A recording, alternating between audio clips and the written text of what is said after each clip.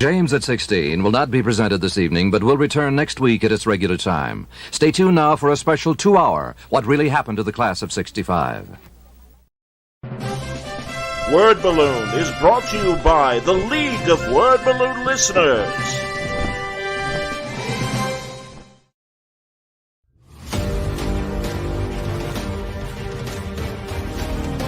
Hi, I'm Alex Ross. The two pieces are sort of a type. They're both kind of recreations of artwork that existed in the 90s. In fact, this piece here for the Avengers is in most ways a recreation or a tribute to George Perez's poster version from the mid-90s, where he did a shot that featured in it a figure of Captain America that was very similar to what I've done here, positioning of the Vision or positioning of Hawkeye, and I believe a few other elements are very similar to that piece, and it's consciously so. I was building off that inspiration, but I kind of refitted my design to fill out bigger shots of the figures so that I was making a wider composition and getting in a lot of the same characters, but still not quite as many as what George himself did, because George's thing was always to try and get in the maximum amount of content into pieces that he did.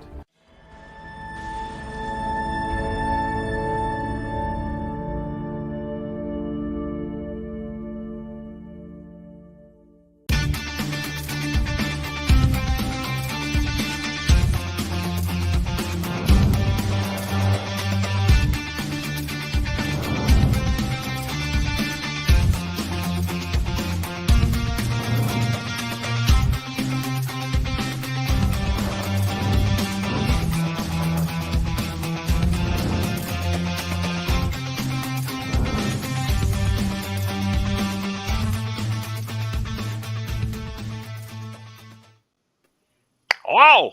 Hello. Hiya. Hello. Oh, yeah. Hello. Welcome to episode 4328. Welcome to the Oh Yeah podcast. Possibly. With all these people. Rascal Superdog. Possibly. Yeah. Oh, yeah, man. We are Merry here. Christmas, everybody. Pre-Christmas. Before we made it. We made a show before Christmas. We did it. So we don't know if we're. I mean, we know Scoot's going to be on the road, so we don't know if we're going to have time for another Christmas show. So this might be the Christmas show. It may not be. We got a couple Christmas things planned. And I got to do my Bing Crosby. Hey, how we doing, everybody? I'm glad everybody could be here tonight. That's right. Did you guys finish your shopping? Yeah. No, Yeah. not at all. I just ordered stuff today. Like, I just started today. What'd you get me? Oh, yeah. Nothing. A big bag of coal. Oh, But I'm going to paint them all. I'm going to put faces nice. on them. You know, I just got to use white paint, and it'll be good. How come Kohl's, the department store, doesn't play on its name and They go, should. well, people don't mind getting these Kohl's for Christmas? Yeah. And they should only hire people named Nicole. I used to have to make crappy commercials like that. Joe's do that voice. ChicagoLiveLicense.com. Christmas has come early this year at Kmart. Many of you listening and watching may have recognized the Kohl's parking lot I posted this morning, where there was a black glove laying in the parking lot. I just happened to be going into Kohl's, so it's funny Johnny brought that up, because now I'm wondering, was that your glove, Johnny? I cannot confirm or deny. By the way, is that other glove still in the background back there on the floor? No, I picked it up finally. Oh, okay. You know, there was one this week. My wife came in and she goes, there's a black glove out on the end of the street. And I got scared for a second. So yeah, Johnny's everywhere. Mm-hmm. Exactly. I'm like the shadow. Johnny's becoming like his own Santa Claus type, like a mythical figure. He leaves these gloves around. You got to find him. He's his own variant. He can't run into himself because he'll destroy the universe. You know, it's true. Yes, it's all true. All of it's true. Oh yeah, guess who's watching? Well, yeah. Oh yeah. Oh yeah.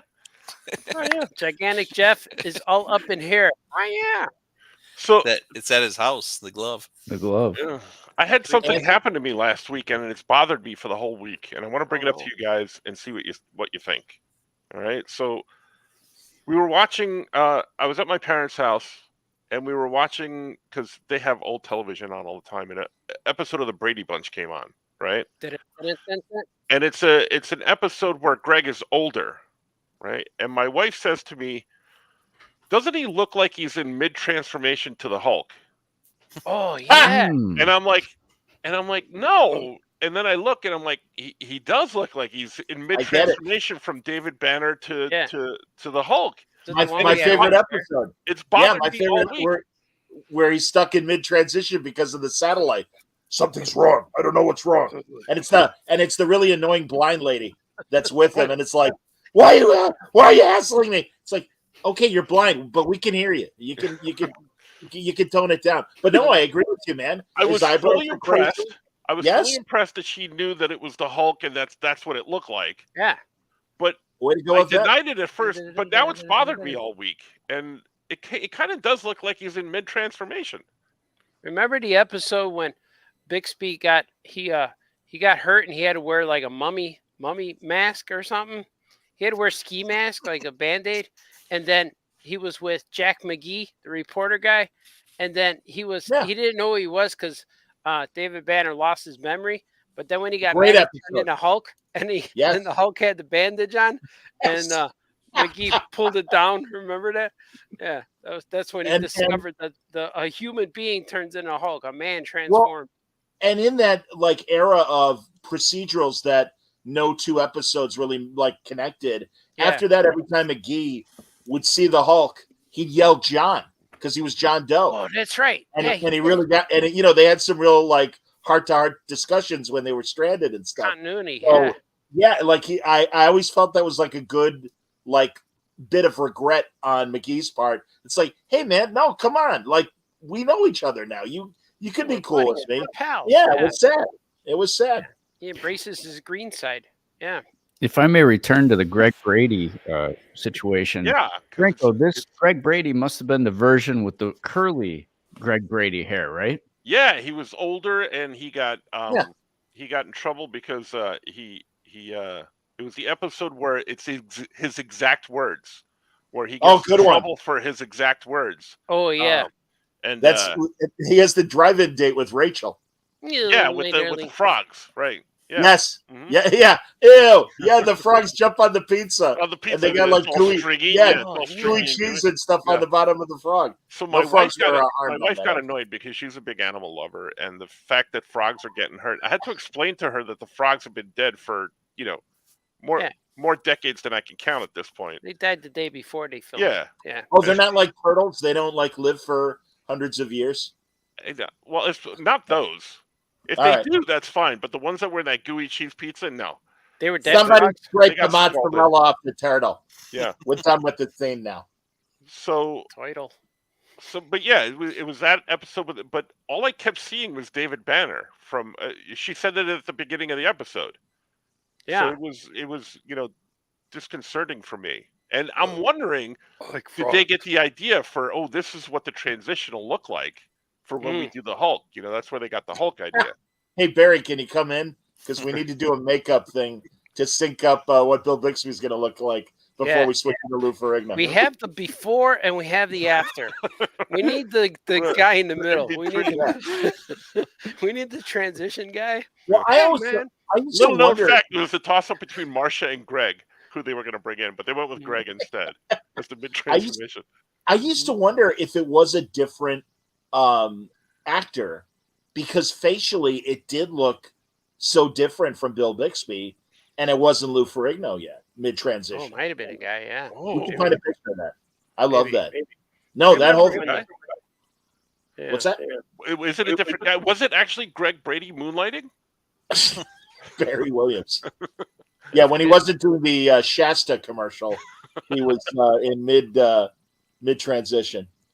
Barry. Because it was within that time frame of, the Brady Bunch had ended and the variety shows hadn't begun. So it's possible. I'm thinking it's possible. You remember when he was with the flying saucer and he had that whistle thing? But he had a big bump on his lip. And I always thought that bump on his lip, he had some cold sore or something. That was the thing that was allowing him to make the noise, because he had that. He got that from his mom. I was going to say you got herpes from Mrs. Brady. They Exactly. used to make out, right? Well, he wanted to date her, and I think they went on one date, like her like being nice because he was a kid. Oh, they just did But hand stuff. I don't think anything dirty happened. I don't think you have to worry about that. Just cupping, Like a dog. Fondle. Yeah. He went on a date with his mom Petting. like a dog. Yeah. That's bad. Oh, ChemDog says there was a mid-transformation actor. We're gonna have to look this Was up. it Barry What? Williams, Ken Dog? I need to know. That'd Yeah, be kinda who is cool. this? They should bring him back.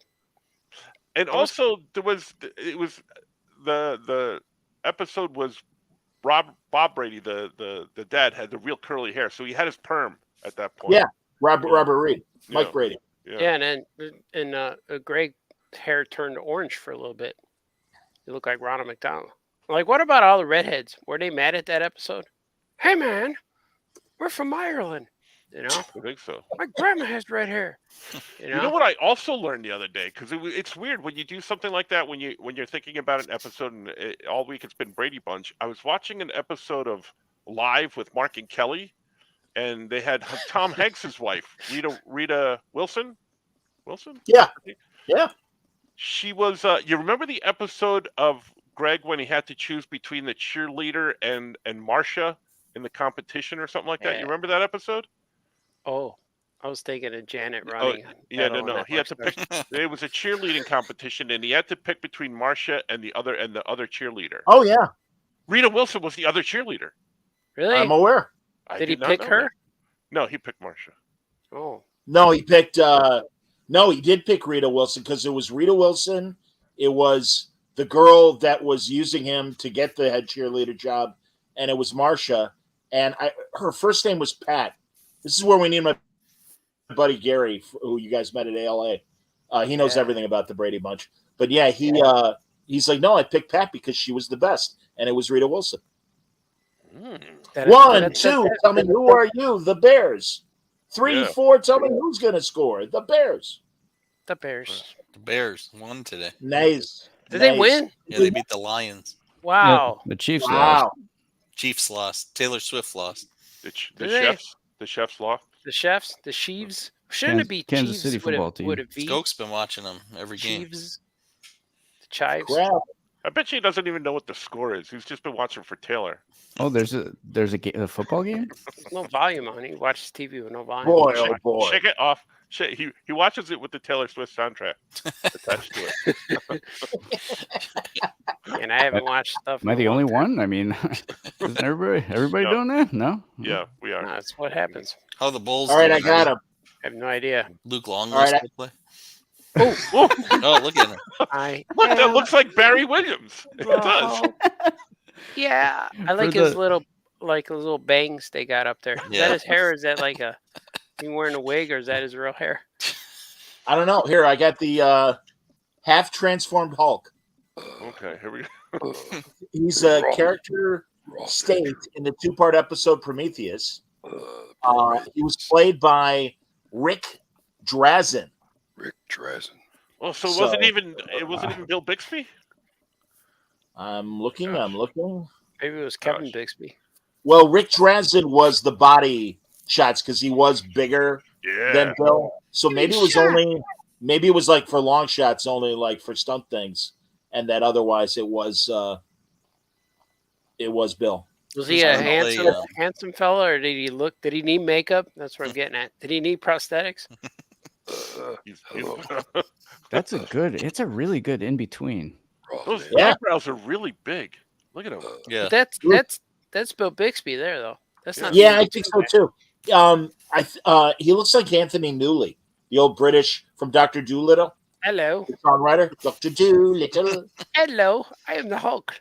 Hello. Hello. I'm don't the know what's Hulk. Hello. Who's gonna play the Stretchy Hulk in the Stretchy Hulk guy movie? Oh, I don't know, but yeah. he's going to need a lot of baby oil to stay Gotta supple. rub it in. Yeah. Gotta rub in the lotion. Whatever he does, massage it in once a week. Something's wrong. I don't know You what's think wrong. he's got his own little bed that he lays in? Oh yeah, nice cottony Oil. pillow. He's got like a That's little oil towels. bed. Come on, oil me up. Nice I'm not warm stretchy towels anymore. right from the right from the dryer. And when they cool off, he's got to put new ones in, warm ones again. Oil me up. That's what it says. Yeah, so technically he is still the stretchy Hawkeye. Yeah, he didn't sell it, right? He didn't sell it. No. I told him if you sell it, you won't be the stretchy Hawkeye anymore. And he went, "Oh, that's right. Thanks, pal." That's my favorite part about that story. He was offered all that money. Yeah, it won't be the He stretchy talked Hawkeye. to Artie, and Artie convinced him. So be another guy would be the new stretchy Hawkeye. Is your nickname worth a 5-figure a payday? Yeah. And apparently the answer is no. It is not. That's what they Or should yes, have it told Ohtani. If you go to the Dodgers, Didn't he sign like a $700,000 million $70 deal? million Yeah. for 10 years. 10 Yeah, years. $700 million. $700 million for 10. Yeah, each year Wow. 70 million. You Right. know what's going to happen is 3 years into it, we're going to get a guy who's making more, like that Dave Winfield thing when he's the first guy to make $1 million a year, but he had to play with the Yankees for 10 years, and then by the time like 2 or 3 years in there, a guys were getting $3 million a year. He's like, "Hey man, that was a bad deal." But that's Remember already the Sox were paying Julio Cruz's big salary like 10 or 15 years well after he had retired and everything. Yeah. Mm-hmm. He was good. I liked him. But yeah, I knew that. Isn't this like a really big amount for a baseball team? Do they even make that much money? I don't know. Of course they do. Yeah. That's why they could afford to pay the contract. Because I mean, how many people fit in the stands? And those guys are paying what, like $5 a ticket? Yeah, That don't forget doesn't add up TV to contract. 70 million. Yeah, but it's it's really interesting, honestly, Franco. Right now, if we could be in sports for a second, because Sure. the big portion of the money comes from TV contracts, Mhm. and a team like the Dodgers certainly have a giant following, but there are a lot of other teams that just lost the cable network that was carrying a lot of their games, and it really is going to cut into their budgets and what they can spend unless they get a new TV partner. And I don't remember, Keith Olbermann was talking about it on his show, and I was really surprised. But like teams like, and I'm not specifically saying this, but like the Kansas City Royals, the Minnesota Twins, I teams that have followings, but not to the level of Cubs, Sox, Mets, Yankees, Dodgers. They don't have the billions. A lot of teams don't have all that money. Right. Yep. I remember when Ryan Sandberg made $7 million. Yeah. For I don't know if it was for a year, probably longer than a year, and that was a big deal. That was like the most anybody had ever made. Yeah. What team was Ohtani? Is that his name? What team was he on before he came over to the Dodgers? He's on the Angels. Oh, he so was he's mad still in because California, right? Yeah. Yeah. So he's moving across street pretty much. But like he was on the team with Mike Trout, who's also considered the best player. Those two guys are considered the best players, but they didn't win. They didn't make it to, I don't know if they made his first round playoffs. I don't know. I don't even know if they made it. I don't think they did. So he's kind of mad about that.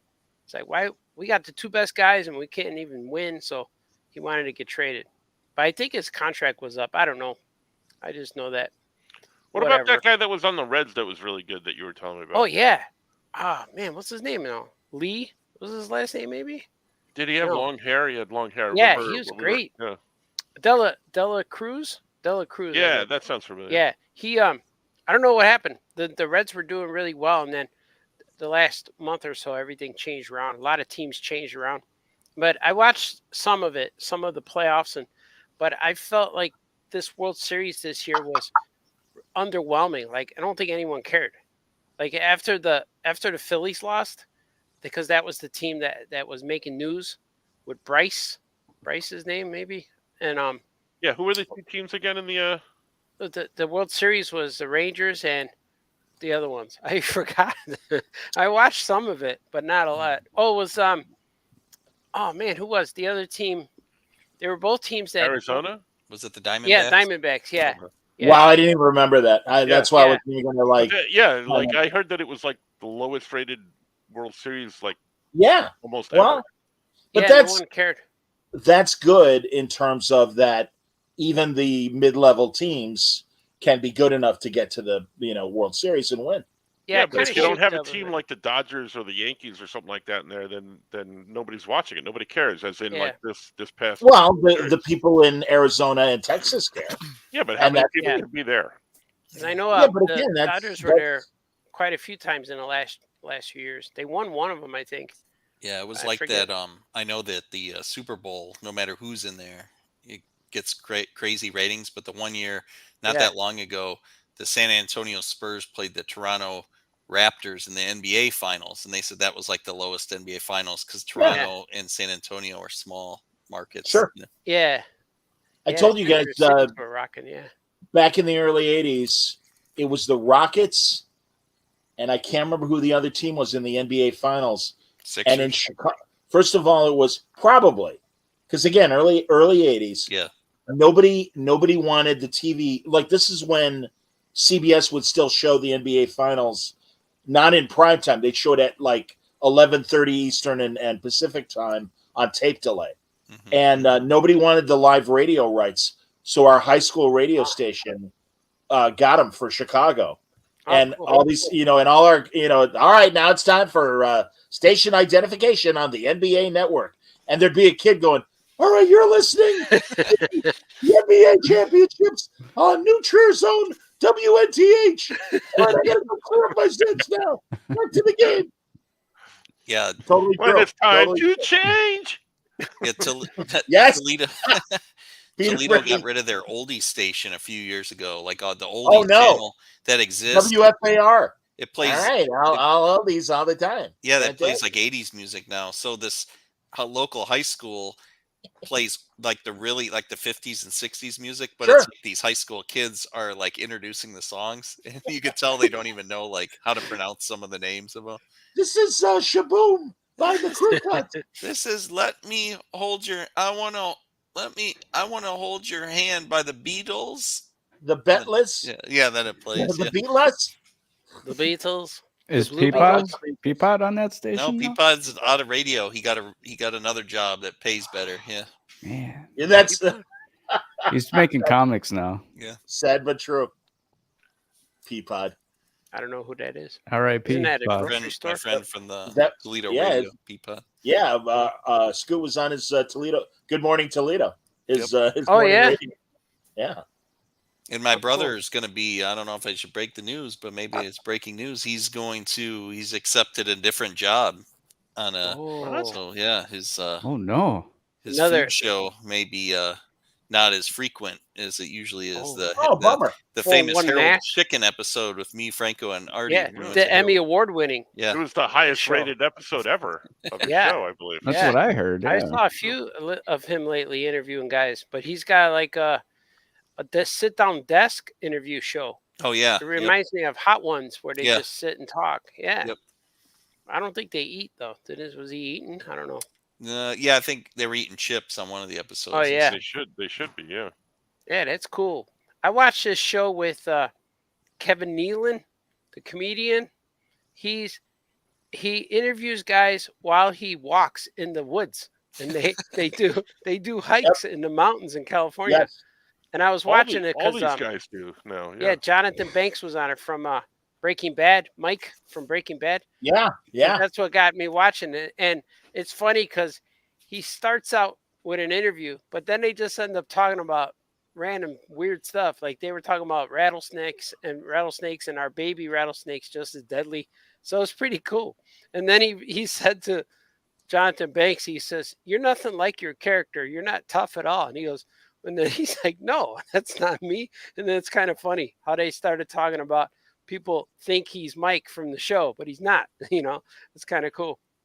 See, to me, he's Frank from Wise Guy. Oh yeah, He was the spy master for Vinny Terranova. Oh, hey, so weird. I'm on the cover with the mob. It's so weird.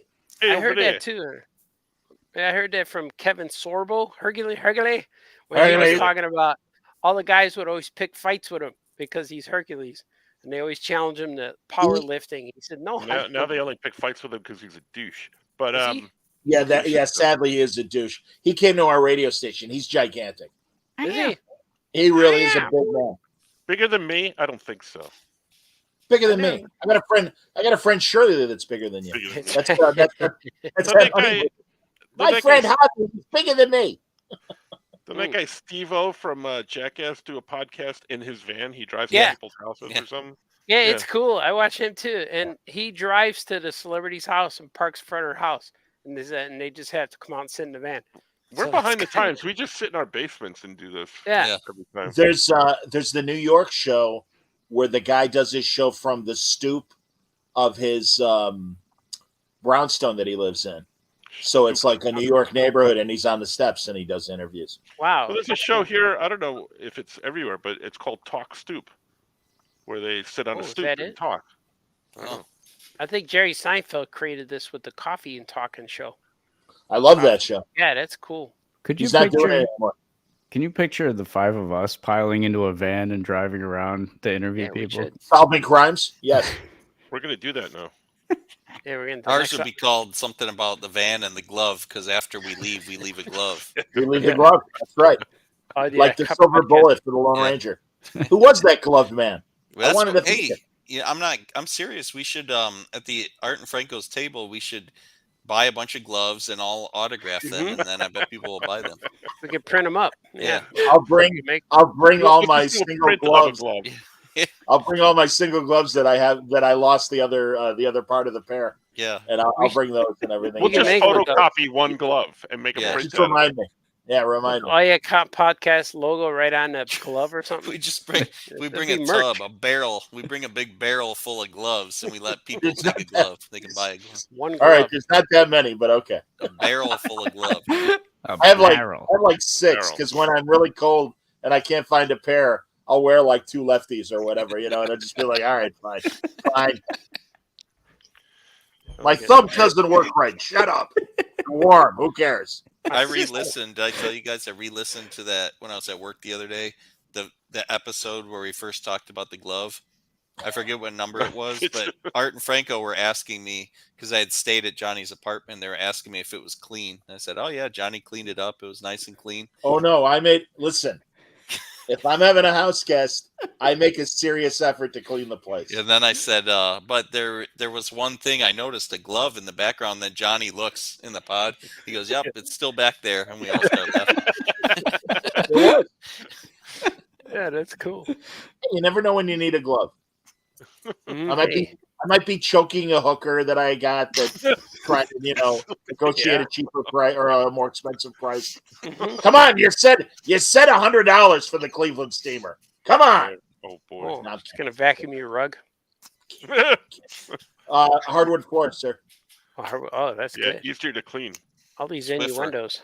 You need the Swifter. I do have a Swifter. I do have a hardwood floor. I have a Taylor Swifter. Taylor Swifter. And she's bony enough that you really could put her on a stick and dust things off with Taylor Swifter. Like a popsicle stick. She's a Taylor Swifter. Yeah. Hey, you! I can clean your apartment. Well, now that's Avril Lavigne, Johnny. Everybody knows that. That's right. I'm an idiot. Thank you. How dare you? Shame on me. Excuse me. It's pronounced Advil Lavigna.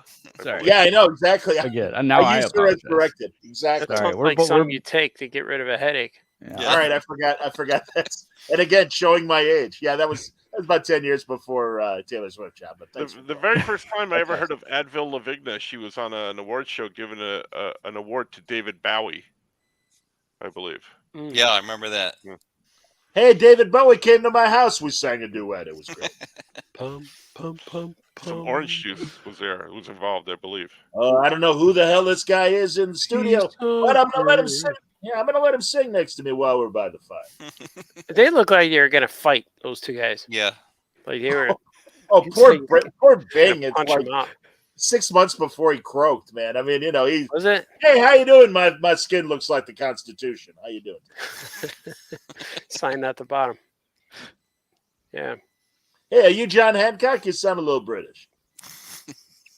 Hello. Oh, we celebrate Christmas as well. Me and my 8-year-old child, who will grow up to hate me very soon. So I have to take advantage of it now when he likes me. Peace on earth. Yeah. Dudes, I am proud to say I've heard maybe 15 seconds of Christmas music. As I always say, I don't mean to sound like Scrooge, because I do like Christmas and I do like being with my family. But literally 30 years in broadcasting, 20 of them in music radio, and good Lord. And the ballads, it's like liquid NyQuil. Ding dong, Christmas bells are ringing. You guys playing that game, that the George Michael game, when he sings that song? Last Christmas, I Gave You My Heart? Yeah, that one, yeah. Wham again. Yeah, I haven't heard it yet. I haven't heard any. What is Wham again? Tell me. I don't know. You hear that last Christmas song. Yeah, you hear that song, and then you're out. What do you do? You hear it. Yeah, everybody's playing it all the time. So, like, for the month of December. Like, how long can you go before you hear it? Without trying to hear it. Like, I have not heard it. I'm still in the game. Yeah, me either. I haven't heard it. I heard Taylor Swift sing it though, but that doesn't count. No, it's Wham again. Mm-hmm. It's got to be George. Okay. Yeah, it's got to be George. Speaking of which, did you guys see that Taylor Swift? Go ahead. Sorry. No, what were we going to say? I was going to say the George Michael documentary about Wham on Netflix with a lot of Andrew Ridgway today is incredible, incredibly great. What were you going to say about Taylor Swift, my friend? Speaking of Taylor Swift, have you guys heard about the Hall & Oates debacle? Oh yeah. Yes, suing each other or something. A little bit. Yeah, they don't like each other anymore. No, apparently. That happened with Steely Dan. That happened with Steely Dan too. Really? Walter Becker got angry at Donald Fagen, or Walter Becker's wife got angry at Donald Fagen. But yeah, Daryl Hall is getting very very territorial.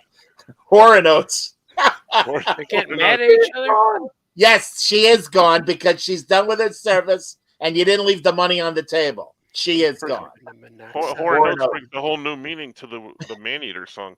Yes. But, they're the only ones who put carbon monoxide in a song. You know?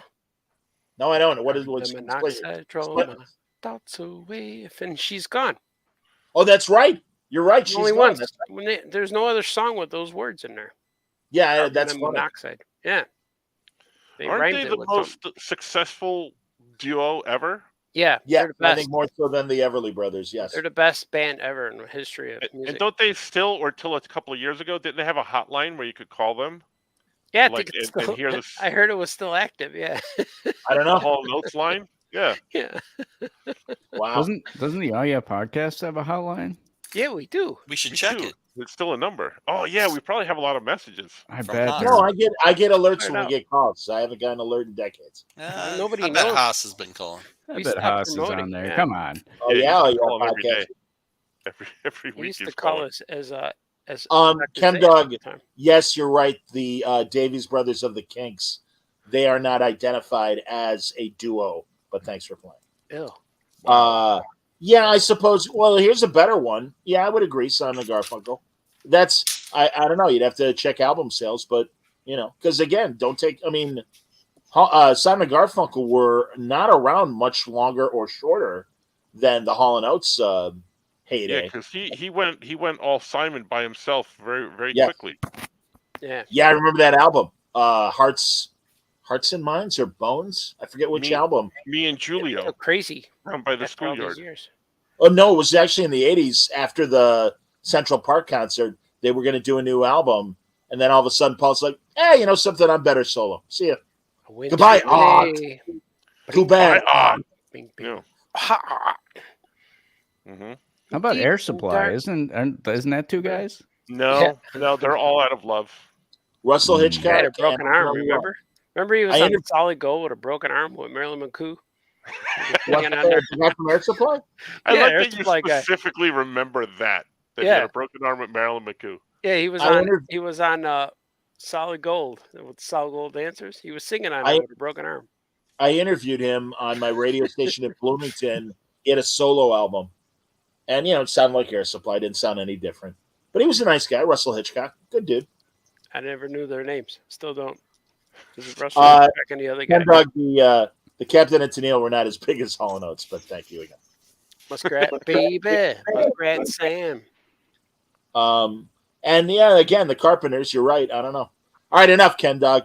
Go listen to American Gods. Sick of your ass. Shut up. Thanks for watching. But Thanks go for away. playing. You know what, Ken Dog? Johnny has learned the hard way that I am always right. So if I say they're the most popular duo, I'm right. Yeah, I won't argue with Franco anymore. Ever since Franco was right about Mycroft Holmes, that's when we first knew that Franco's That's always true. right.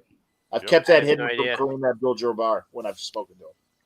A few months ago, my daughter heard me listening to music I'm drawing, and she said, "Dad, do you know who the Carpenters are?" I'm like, "Yeah." She goes, "I heard they're good. Do you have any of their songs?" And I said, "I've been waiting years for you to ask me." So I put them on, and she knew them all. Like she heard them before. So she's into the Carpenters now.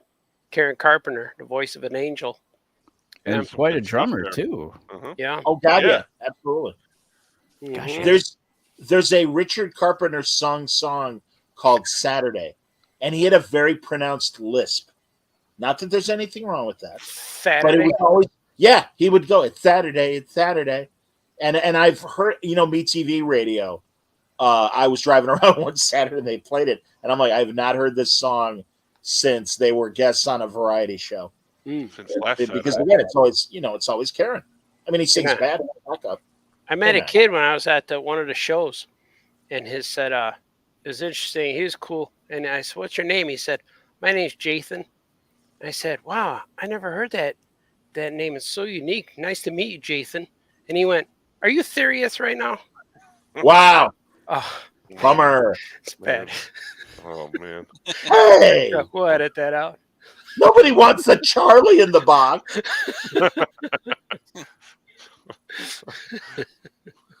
Come on, man.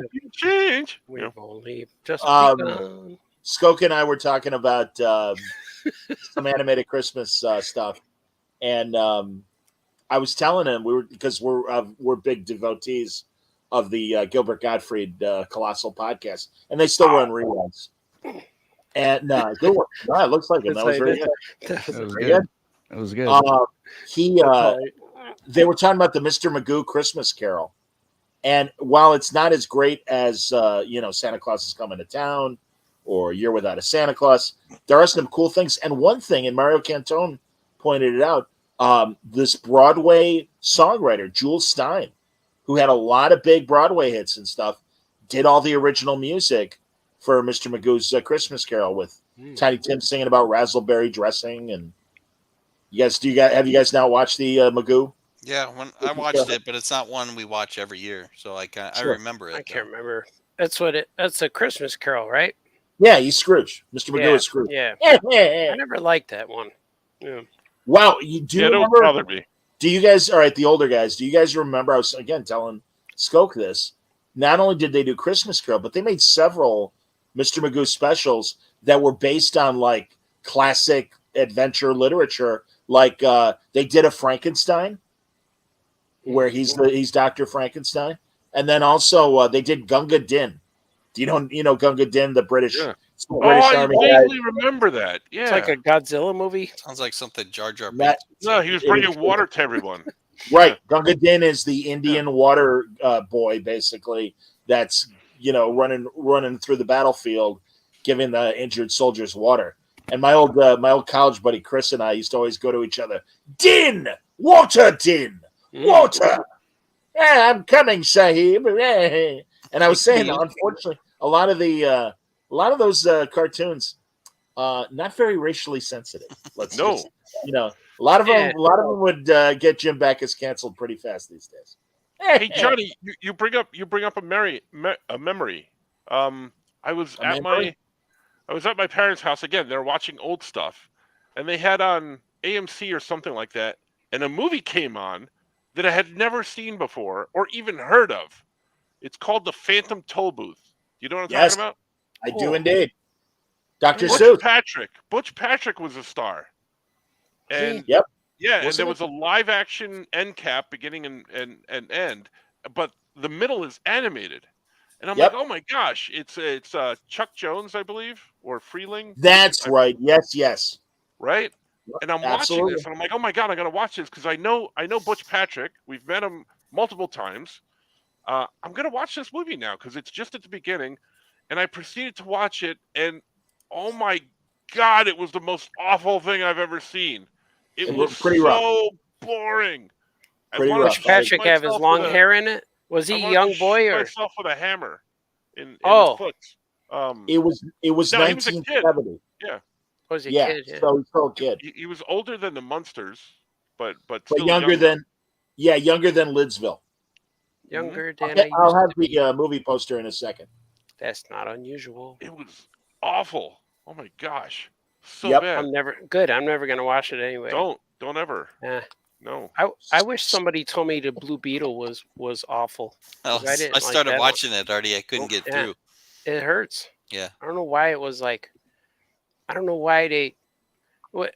It's fine. It didn't really do anything, but to know that they're going to be making more DC superhero movies, and they consider that one a good one, I guess. Yeah. It was like, oh, The Adventures the of Milo and the Phantom Tollbooth. Tollbooth. Yeah. Oof. Ah, that's a nice poster. Mm-hmm.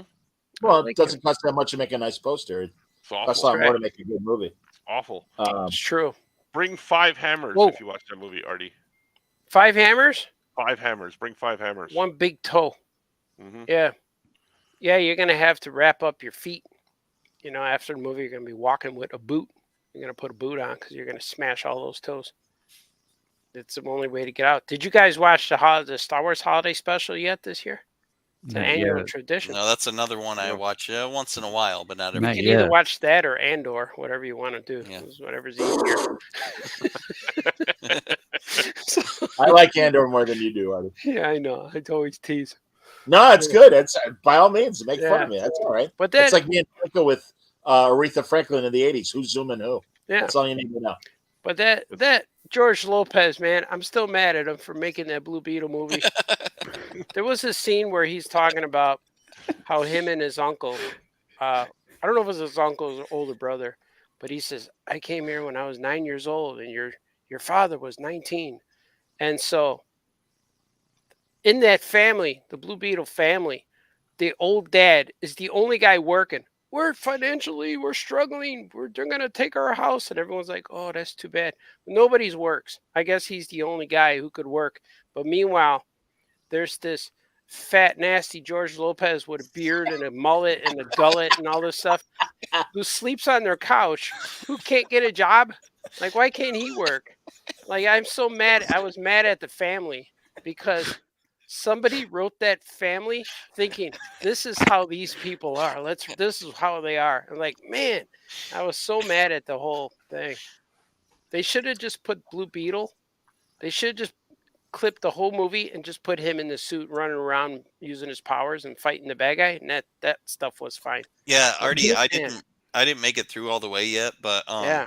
in the beginning, that's one of the things I noticed is they keep stressing like how they don't have money and they're going to lose Yeah. a home, but there doesn't seem to be any weight to what they're saying. Like you don't feel it; they just say Yeah. it. They're just like, "Oh, we're going to lose." But the then house. also when the brother and sister are working, yeah, and he's like, he just came home from college and now he's got to mop floors.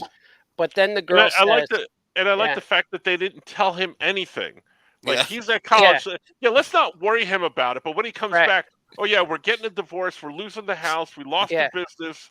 And it's your fault because we paid all that yeah, tuition. and we're spending too much money on this dinner that we're taking you out to Yeah. right now. Yeah, and then also there's a scene that got me mad where when the girl, his sister, who is the same as him, they're both they're American kids.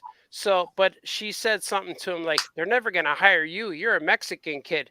And I'm like, oh, I was like, this is stupid. Like I was so mad that was her mentality after they were talking about. They just sent the boy to get a law degree, and now like, all right, go do whatever you got to do that. But she's not even encouraging that. It's somehow like that whole plot like vanished, and now he's got to peel gum off chairs. But she told him in a way where, okay, this is what you do now because you're Mexican. I was like, man, and so and the George Lopez thing, it was so cringy. I was watching the whole thing cringy, and I'm watching it like I'm awake. It was nothing weird. I wasn't killing time. I was like, I'm gonna sit and watch this movie, and man, I don't know. Like it gets me where they're making Superman next. I'm like, oh man, like what are they gonna do to Superman? And then Aquaman's supposed to come out like next week or next month or something. And I don't know what that's gonna be like. But I don't know if people are making these movies and they think they're good and they're like, okay, there's nothing wrong with this movie. Let's put it out there. Let's make people watch these things.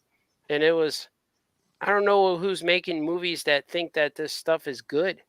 Like, well, you know, Artie, the Blue Beetle movie was supposed to be streaming and wasn't going to be a theatrical release original, and then they decided to make it a theater movie. No, you know, it's You know, they got it's so weird. It's so weird what they did with Batgirl, because they have these 4 movies.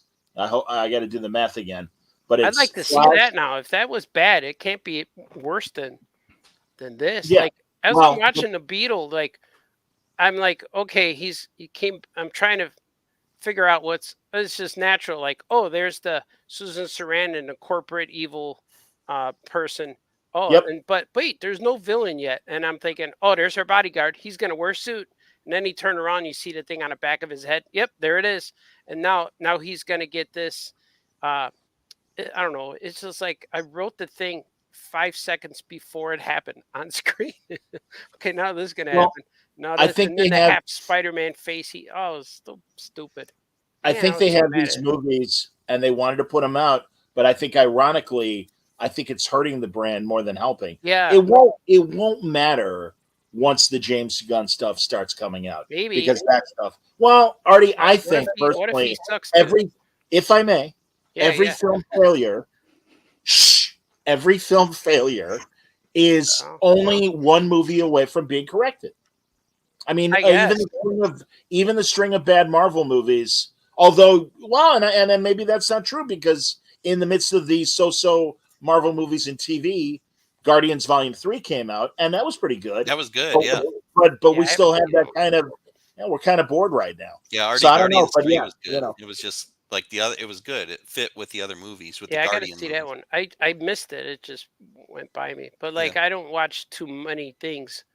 The last ones I saw were the Spider-Man ones in the theater and Flash. But I don't watch too much stuff. But when I do, I sit down and it's like, man, this is cool. I'm going to watch it. It's like, man, it was awful. Yeah. Don't forget about Man of Steel. Remember Jonathan Kent? Oh, yeah. His hand out there. Don't save me, son. Let's destroy superhero movies for the next 20 years with this scene. So stupid. Yeah. And I didn't know George Lopez was in Blue Beetle. It reminds me,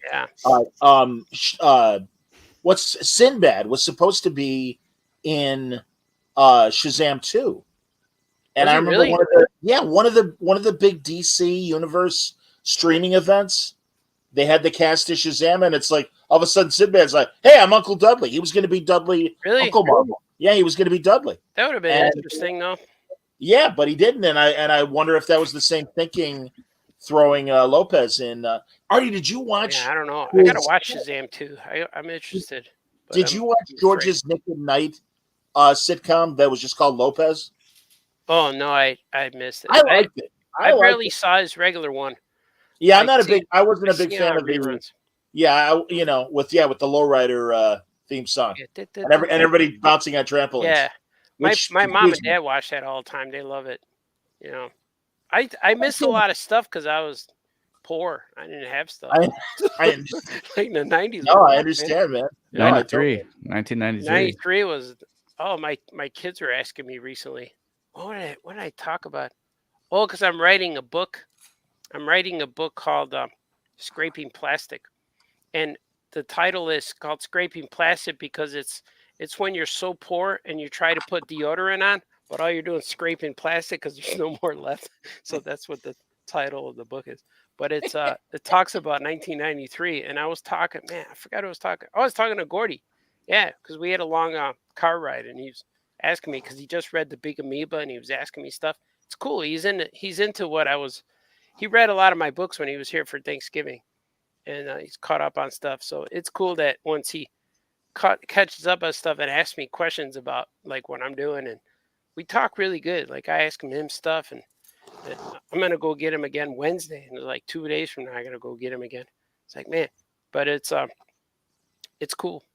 Yeah, I like that. So I got 2 books I'm working on, and so I was telling them about a lot of stuff that happened to me in 1993, and because these kids that it's a long time ago, but they only know me as the guy who just sits and draws comics all the time. They don't know me any other way. So it's pretty interesting when I'm talking to him about past stuff and old stupid girlfriends or high school and all this kind of stuff that like, wow, Dad, that was cool. Wow, how'd you get through that? So it's kind of fun.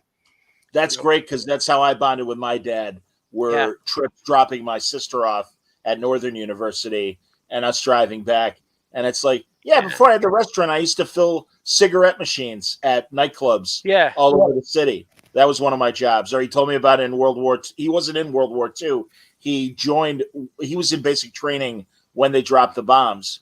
And instead, he went to Vienna and was part of the occupying troops in that immediate post-war period when the Allies had the British, the French, the Russians, and the Americans all had stations around the big German cities, and they really were like watching for black marketeers and stuff. And that movie, The Third Man, with Orson Welles and Joseph Cotten, my dad's like, you want to know what I did in the Army? Watch this movie with me. Yeah. Wow. Cool. Okay. Yeah. No. So that's great. That's awesome. It's like, hey, did you ever hike in the mountains? Like, yeah, I did that. Did you ever skydive? Yeah, I did that. Did you ever hang glide? Yeah, sure. Did you ever swim with sharks? Of course. And then they don't know. Wow, you were cool 20 years ago. Whatever. What happened? Good Lord, what that stuff no more. So it's kind of funny. Nice. Yeah, like Skoke, we were talking about how last night on USA they ran "It's a Wonderful Life." Nice. Merry Christmas, Mr. Potter. Oh, I gotta go. I gotta get my girl. Oh, okay. You gonna join us on the road? Maybe I'll call on the road. Yeah. All right, buddy. He's got to answer the back signal. But I know we wanted to get into some "It's a Wonderful Life" conversation. Yeah. Actually, speaking of "It's a Wonderful Life," I was at my brother's place yesterday, and he has everything decorated for Christmas. And one of the things he has is a Bedford Falls "It's a Wonderful Life" village. Over the years they made, there it is. There's the photo.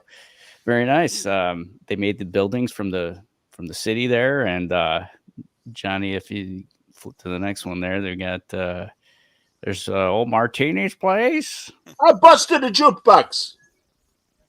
And there's Mr. Gower's place is in there too. There it is.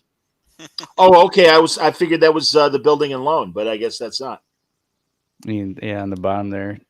Zuzu's pedals. And then here coming up, they've got George Bailey here at the bridge. Jump into the bridge. I'm about to jump off. Look at him. He's upset. Look at that. That's so sad. Why would they make that? Harry died because you weren't there to save Harry. It's not Gee, even George. Isn't you had a wonderful life. It's clearly before the good part where he comes back to life. He's about to jump in right there. Yeah. Merry Christmas, everyone. Yeah, I was gonna say nothing says Merry Christmas more than George Bailey contemplating suicide on the bridge. Absolutely. That's like I was gonna grab the image. My favorite Hallmark ornament, because for years Hallmark does Star Trek ornaments, and they're usually the ships or whatever. But one year, and I had to buy it. It's literally my only Christmas decoration. It's the death of Spock in Star Trek 2. Oh, God. And it's literally them with the plastic. Yeah, Spock has like the decomposed face partially. Yeah, he's got green on his face, like blood vessels or whatever. And Kirk is all dejected. And if you press the button, it plays the dialogue. Ship out of danger. You saved the ship. Actually, I was doing Shatner saying Spock's lines. But yeah. That's the best when they make toys out of things that you're like, this is not a kid's thing. Yeah. They made a action figure of Han Solo with the torture device from Empire Strikes Back. They made a figure of that. Him opening carbonite, yeah. They gotta do Kylo Ren stabbing him. Yeah. I wouldn't be surprised if they'd already did.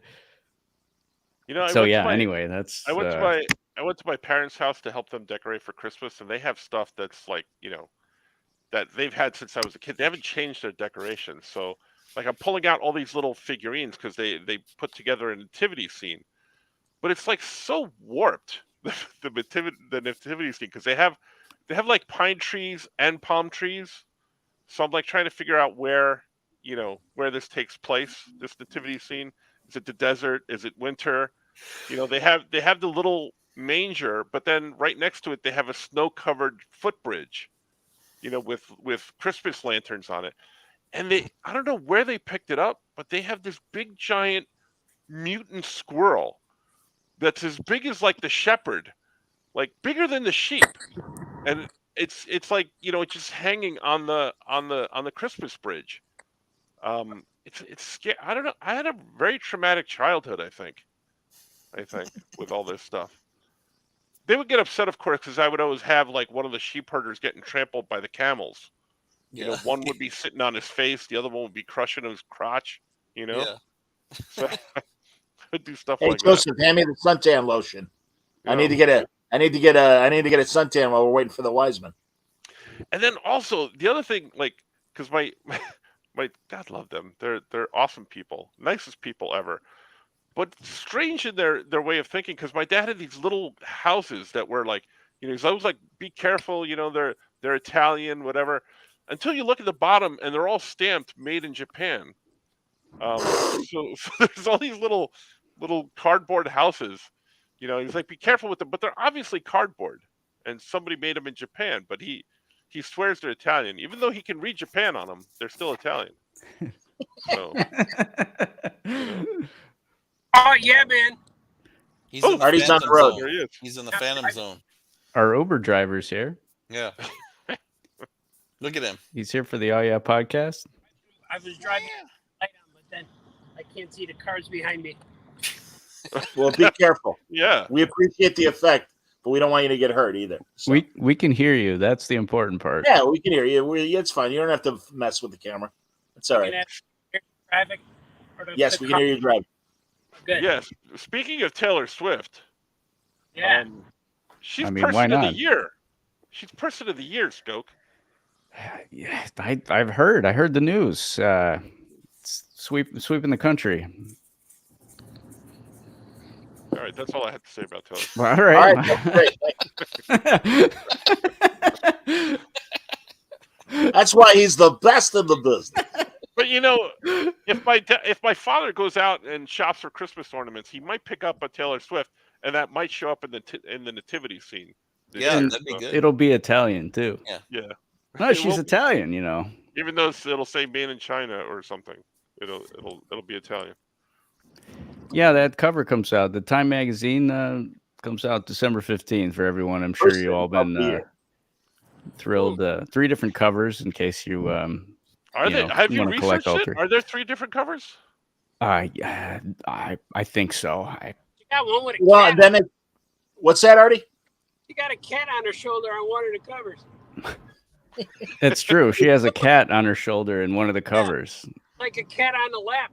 I'm gonna get that one for my wife. Let's take it to the movie theater. Cat on the shoulders, cat on the lap. Like the Ramova Rat Theater. That's right. Artie They had Stanley rats wants. in the studio when they were doing the pictures. Maybe that's why she had a cat. Sorry, Stanley wants to know if it's snowing there. Where In here in Chicago? New York? Yeah, Chicago. No. It's All right. cold. It's not too Yeah, cold. it is cold. Yeah. There's something wrong if you're looking to get the weather forecast from the Oh Yeah podcast. we don't give any relevant or factual information on this show, and you're calling about the weather forecast. That's awesome. I love it. I think if that's Skokie Joe Crone down there, I think he's right about that. I think she is going to end up being Dazzler in Deadpool She 3. showed up to that one game, Chiefs game with Ryan Reynolds and Hugh Jackman. And the director, Yeah. Sean what's that Levy thing? was there What's too. that thing about? I heard something. Ryan. Oop. Franco in the Phantom Zone.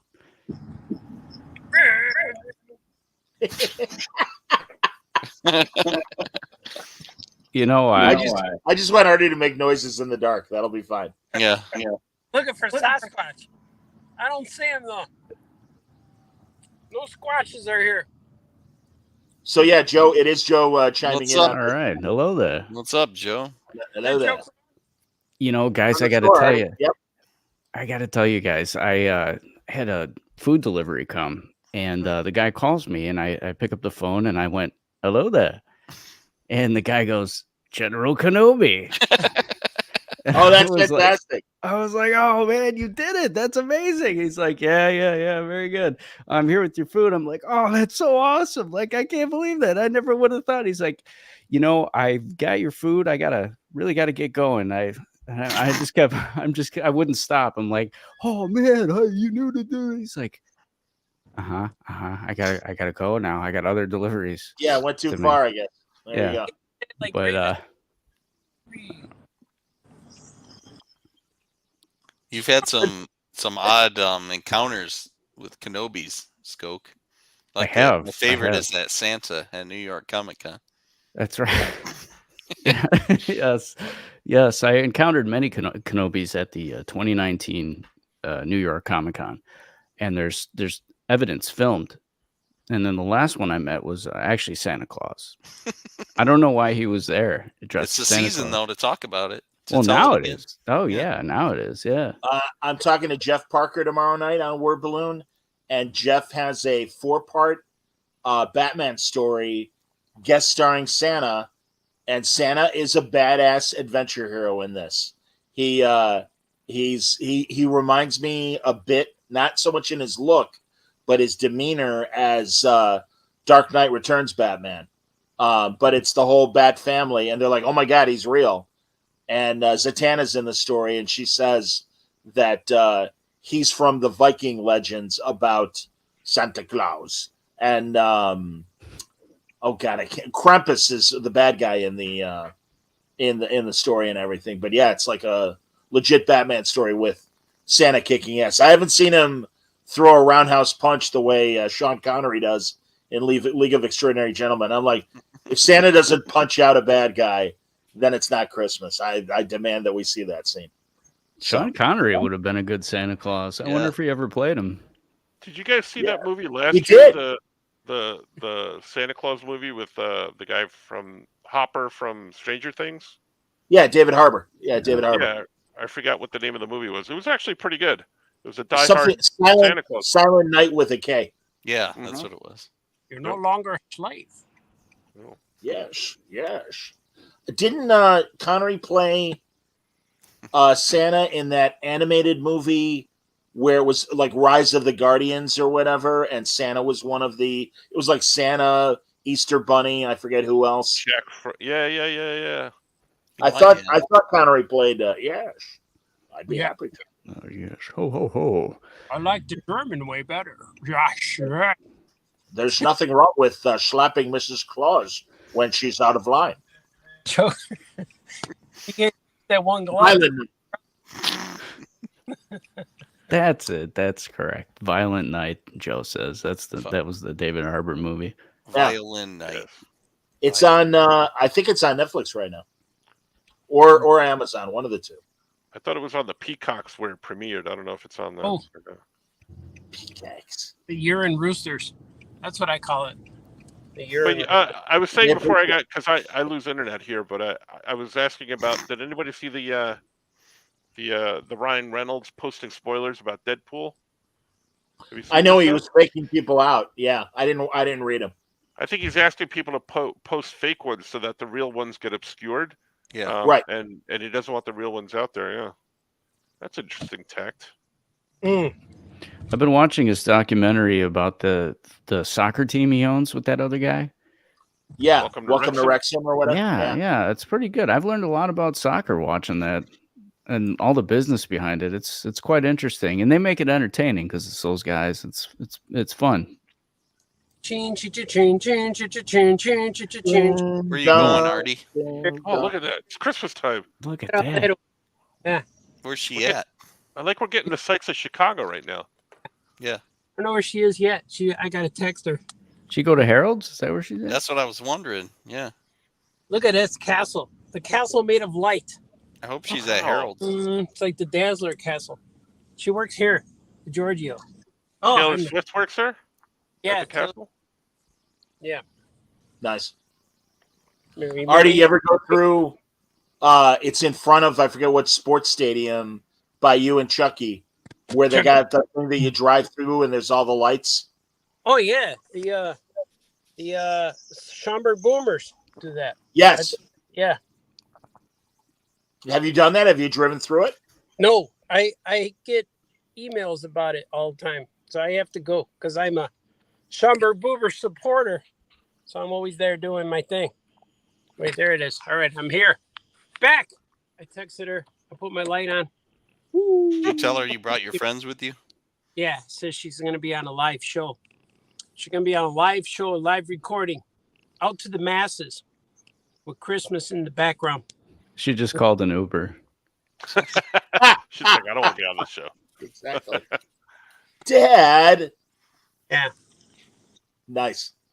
There she comes. She's going to be mad at me. Hi, my girl. We're on the podcast. Audrey. Yeah. Welcome Yay. to the podcast. Look at her. Yeah, she's thrilled to be on camera. Hope you had a good day Poor at work kid. today. Yeah. It was horrible. It was a horrible? Aw. Word. No. Hi. Because we- I don't know Who do we have to beat up? Guys, can I hold the phone? Yeah, yeah. Yeah. Guys. Hi, Audrey. All right. Oh yeah, podcast. Yeah. Woo. Episode something. Who do we have to beat up for you? What happened? No, nothing's Tell her. happened. I feel like I'm on FaceTime with my friend. You No. are. We're friends. Yeah, we're your friends. Anything, guys? I don't know anything because I'm new and I feel like the freaking new loser. The new one? Yeah.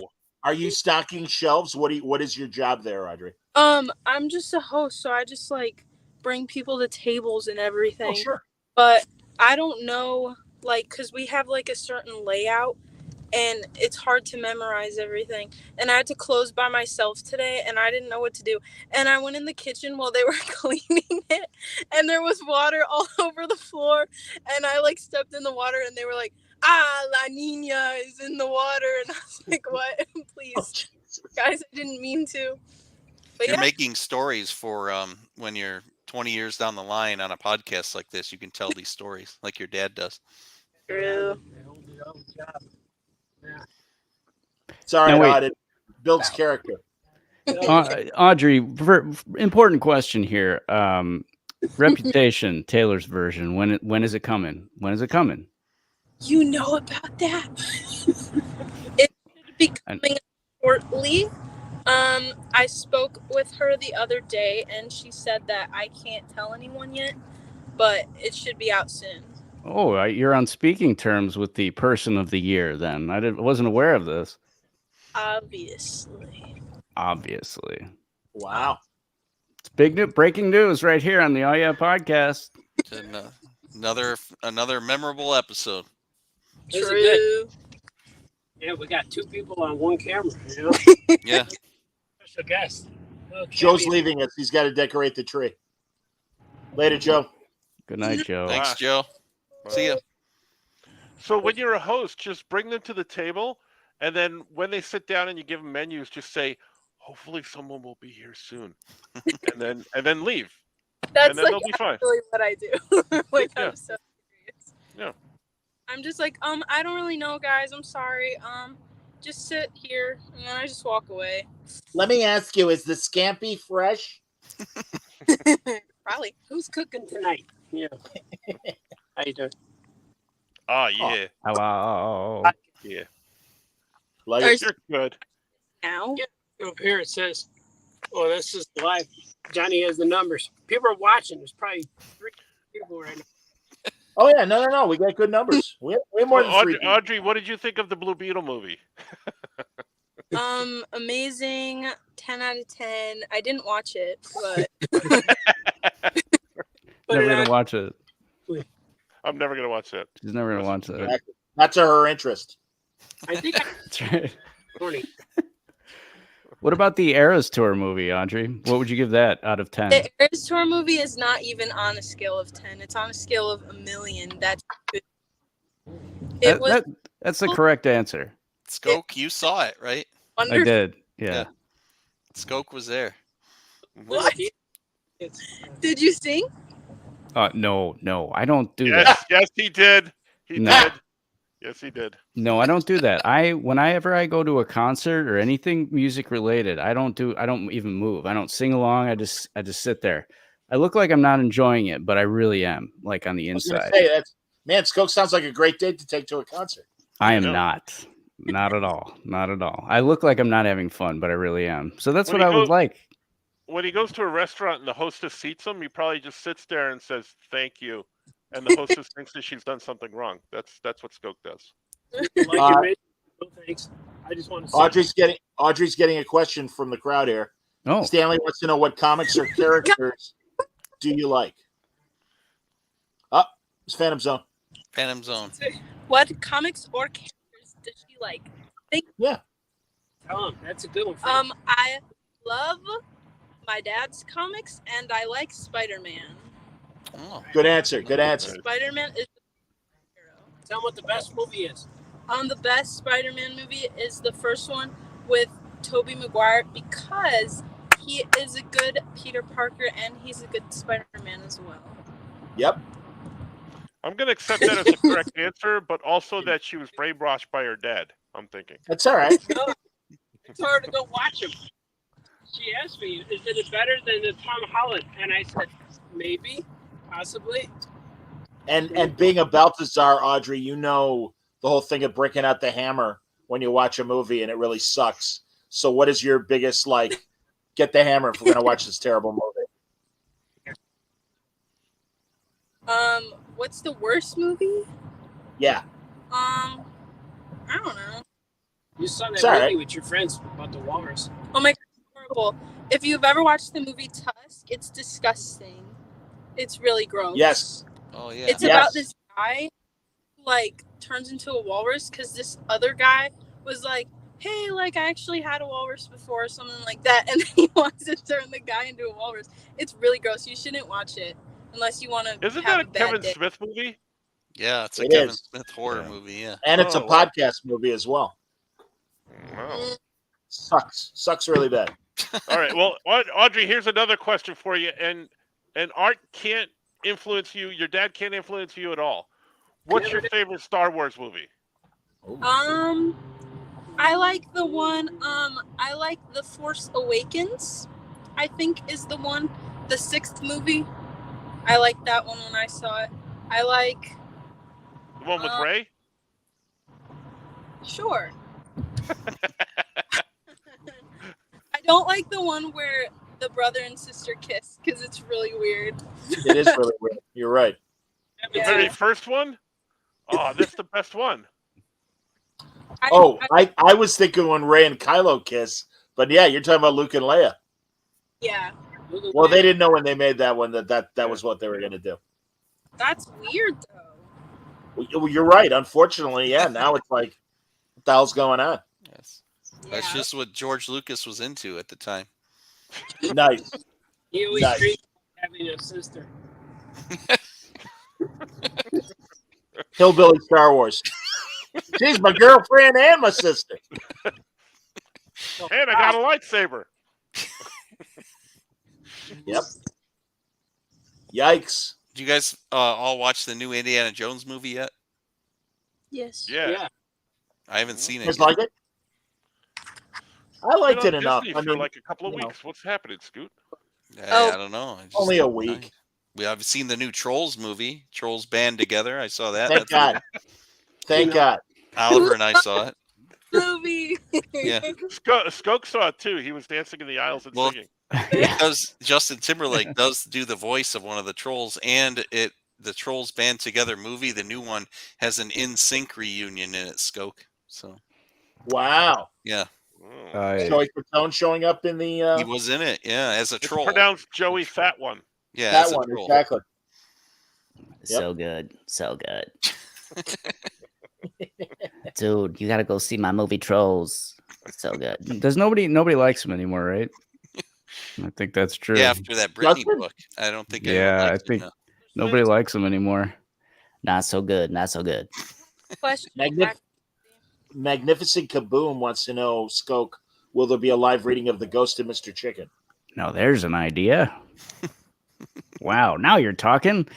Wow, I wish that if it was public domain, I would totally do that.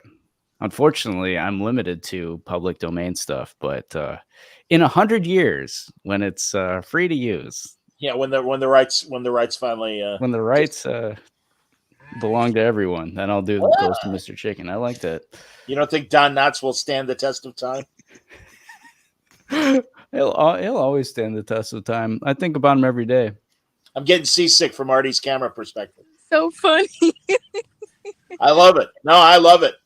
This is good. This is really I just don't good. want I want you guys to be safe. So this is a slight concern. So you pay attention to your father, Odd. Make sure he's not, Help.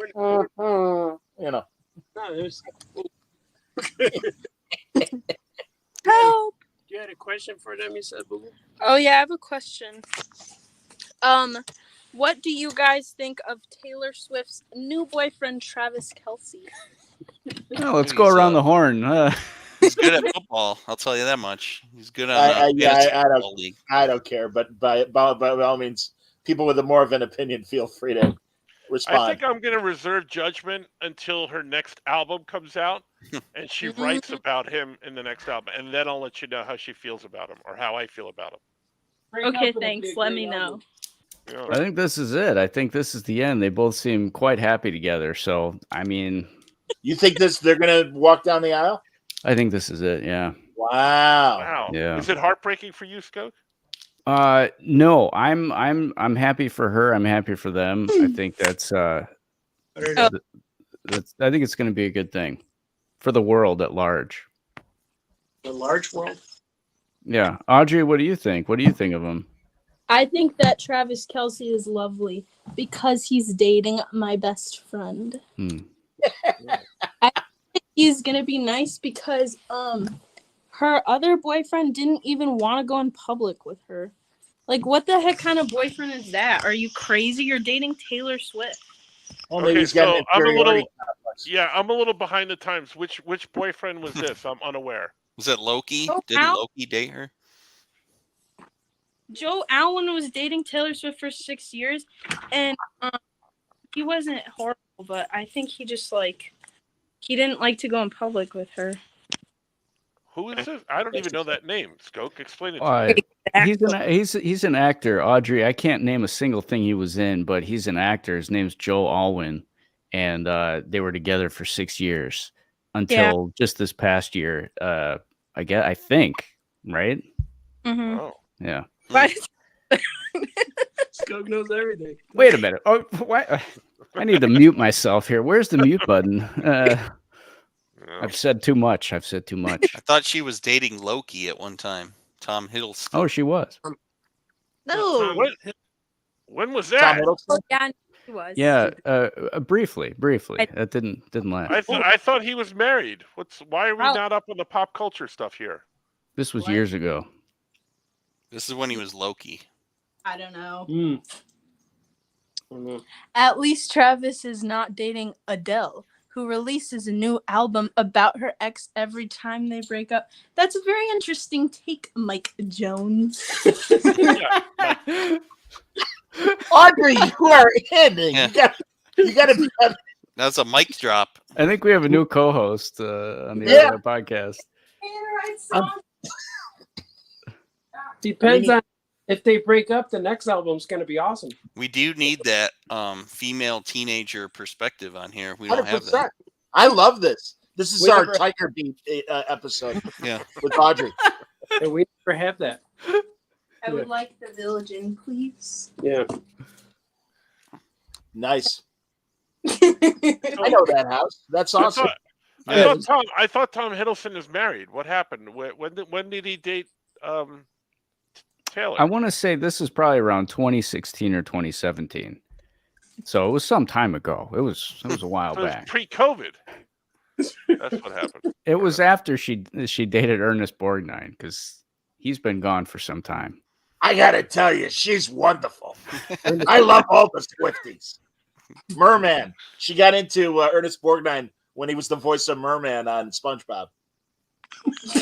So Ernest Borgnine, for the longest time, I thought his name was Petrosino. Petrosino in Italian is parsley, right? And my dad always called Ernest Borgnine Petrosino, and I have no idea why. Have you ever found out? No, for years and years, I just thought his name was parsley for the longest time. But regardless of that, I think Audrey is making some parsley right now. Are we making some microwave popcorn? What's going on?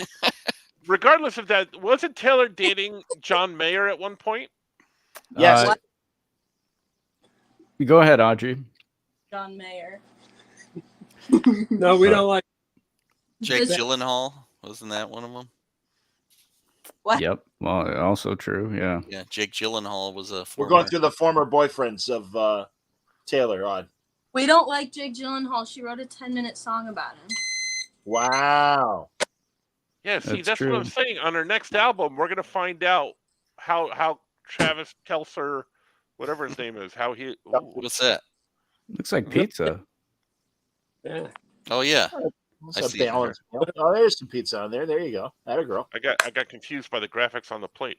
I was all confused. Yeah, so did I. I thought those were entrees as well. Yeah. Yes. McDonald's place. I bought them for my wife for her birthday once. I went through the drive-thru, and I wanted a whole collection of plates. And I told them it was for my wife's birthday. And the girl didn't want to sell them to me because she said, "Go buy your wife something better than these plates." But she might have said, "No way." So, but I bought them. I said, "All right, I won't give them to her." But then it's true. It really happened. I know you're a big proponent of McDonald's, Artie. How do you feel about Cosmix?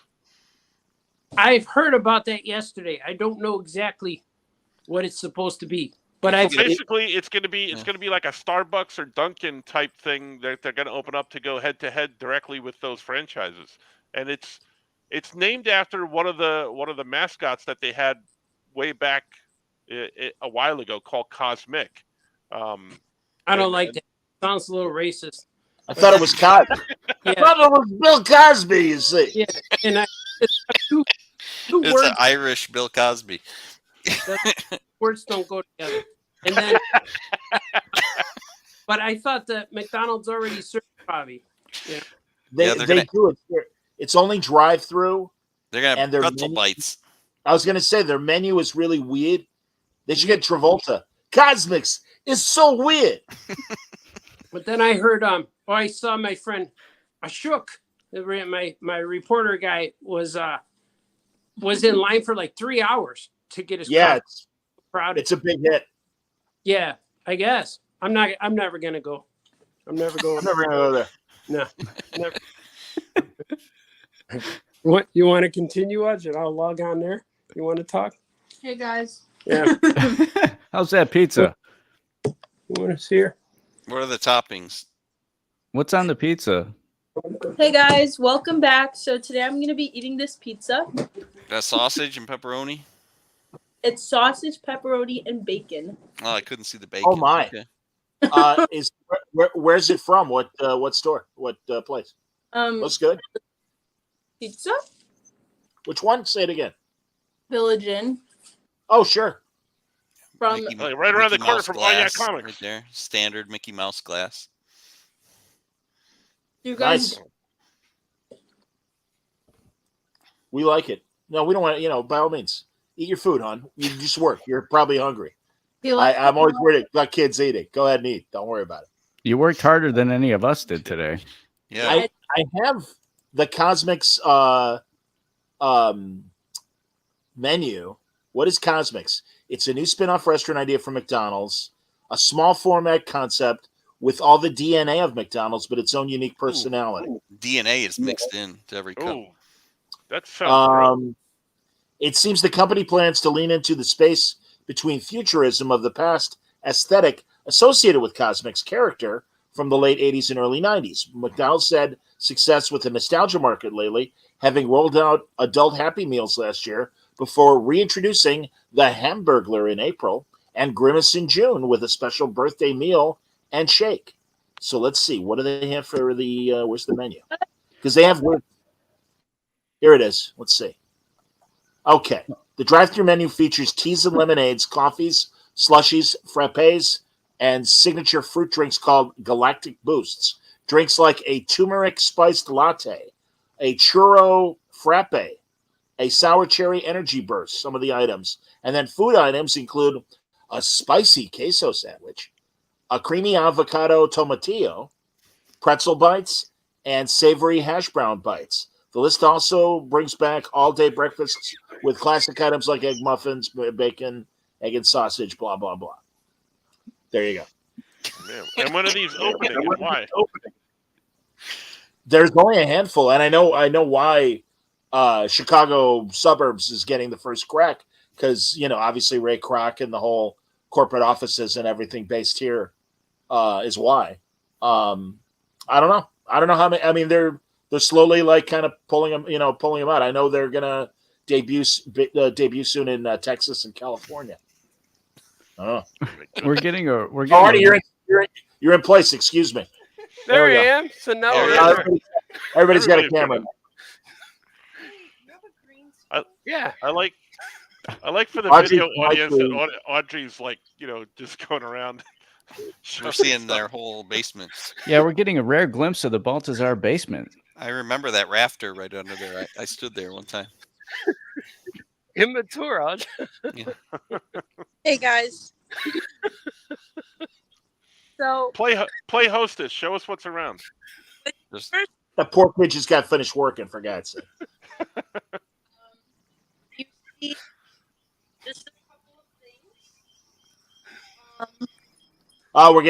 We're getting reverb. Feedback. Sorry. All right, I'm muting my Odd's microphone because you guys are too close, so it's going to do feedback. Man. Sorry, Odd. I can mute mine. Oh, I like that.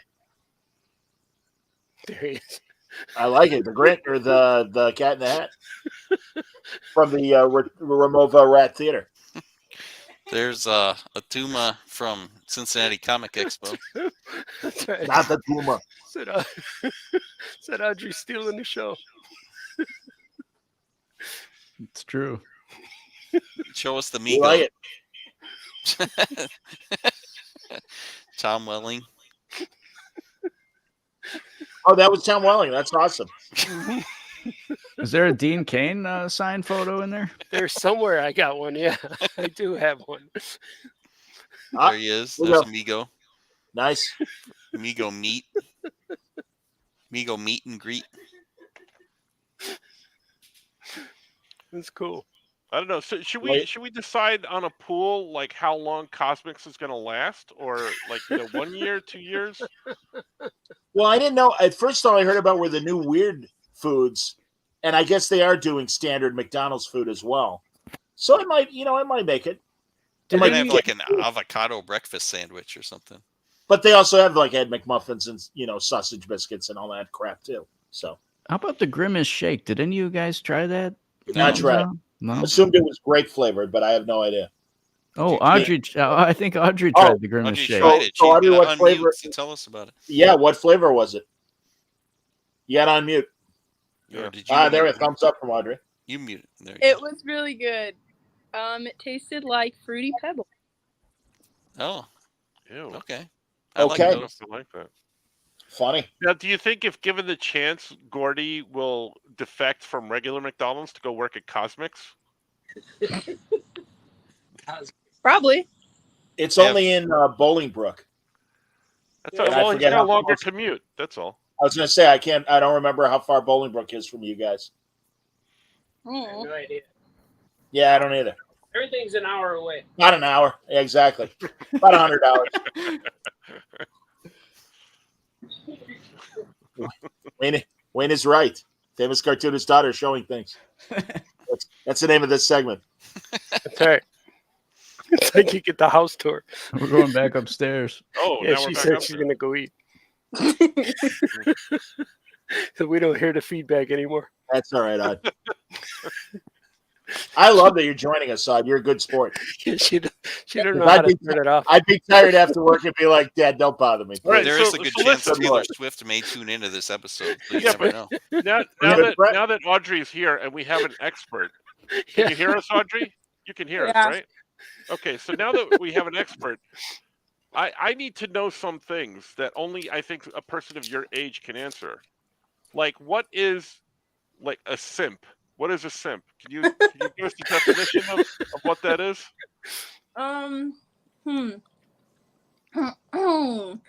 A simp is like when you like say like a guy is talking to his guy friend and guy one really likes girl, but like he's like, oh my god, like he won't stop talking to her. Then guy B will be like, oh, you're such a simp, man.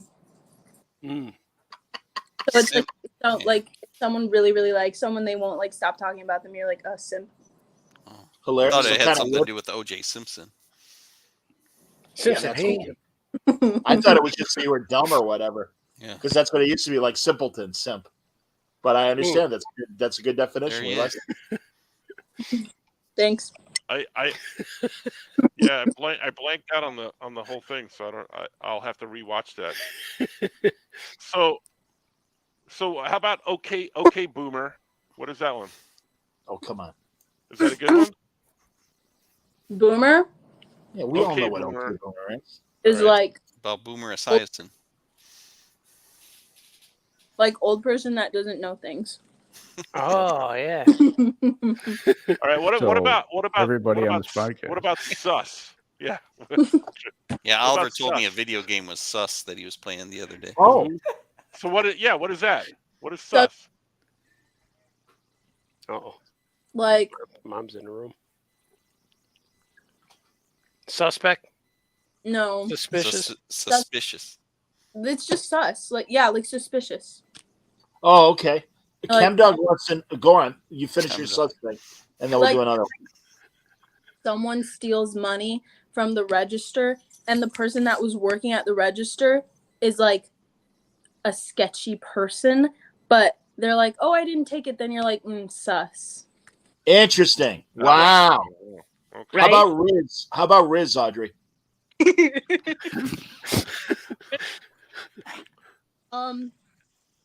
Riz is when This is education. like how good you're like, I don't know, like game. Like, man, he has good game. Like talking to that girl. Okay. Yeah. It's got good riz. Bad riz. What about Bad riz. What about? I've heard this one. What about? And I have no idea. What about drip? And if it's nasty, don't answer it. But what about drip? What's drip? Like, oh man, good drip, man. Like good acting, bro. Like I don't know. It's just like if you are dressed nicely, they're like, I like the drip. So Taylor Swift has good drip. Taylor Swift has W Riz good drip. Wow. Riz good drip. I gotta lie down after that. That was fantastic. Gotta write that down. I know. What is the W? Sounds like stuff that Justin Timberlake would say. Yeah. I just want to know what the drip it's is. so Riz, man. Like it's so good. Like what is it? Drip. Dude, W drip. W drip Riz is sus. So sus. So sus. Did I do it? Boomers. Yeah. Yeah, you did it. Thanks. Not exactly though, but it's okay. I just combined them all. But wouldn't Justin Timberlake do that? He'd just throw them all together. Yeah, he would. Yeah. Yeah. I don't. I'm confused on all this You stuff. know Justin Timberlake personally?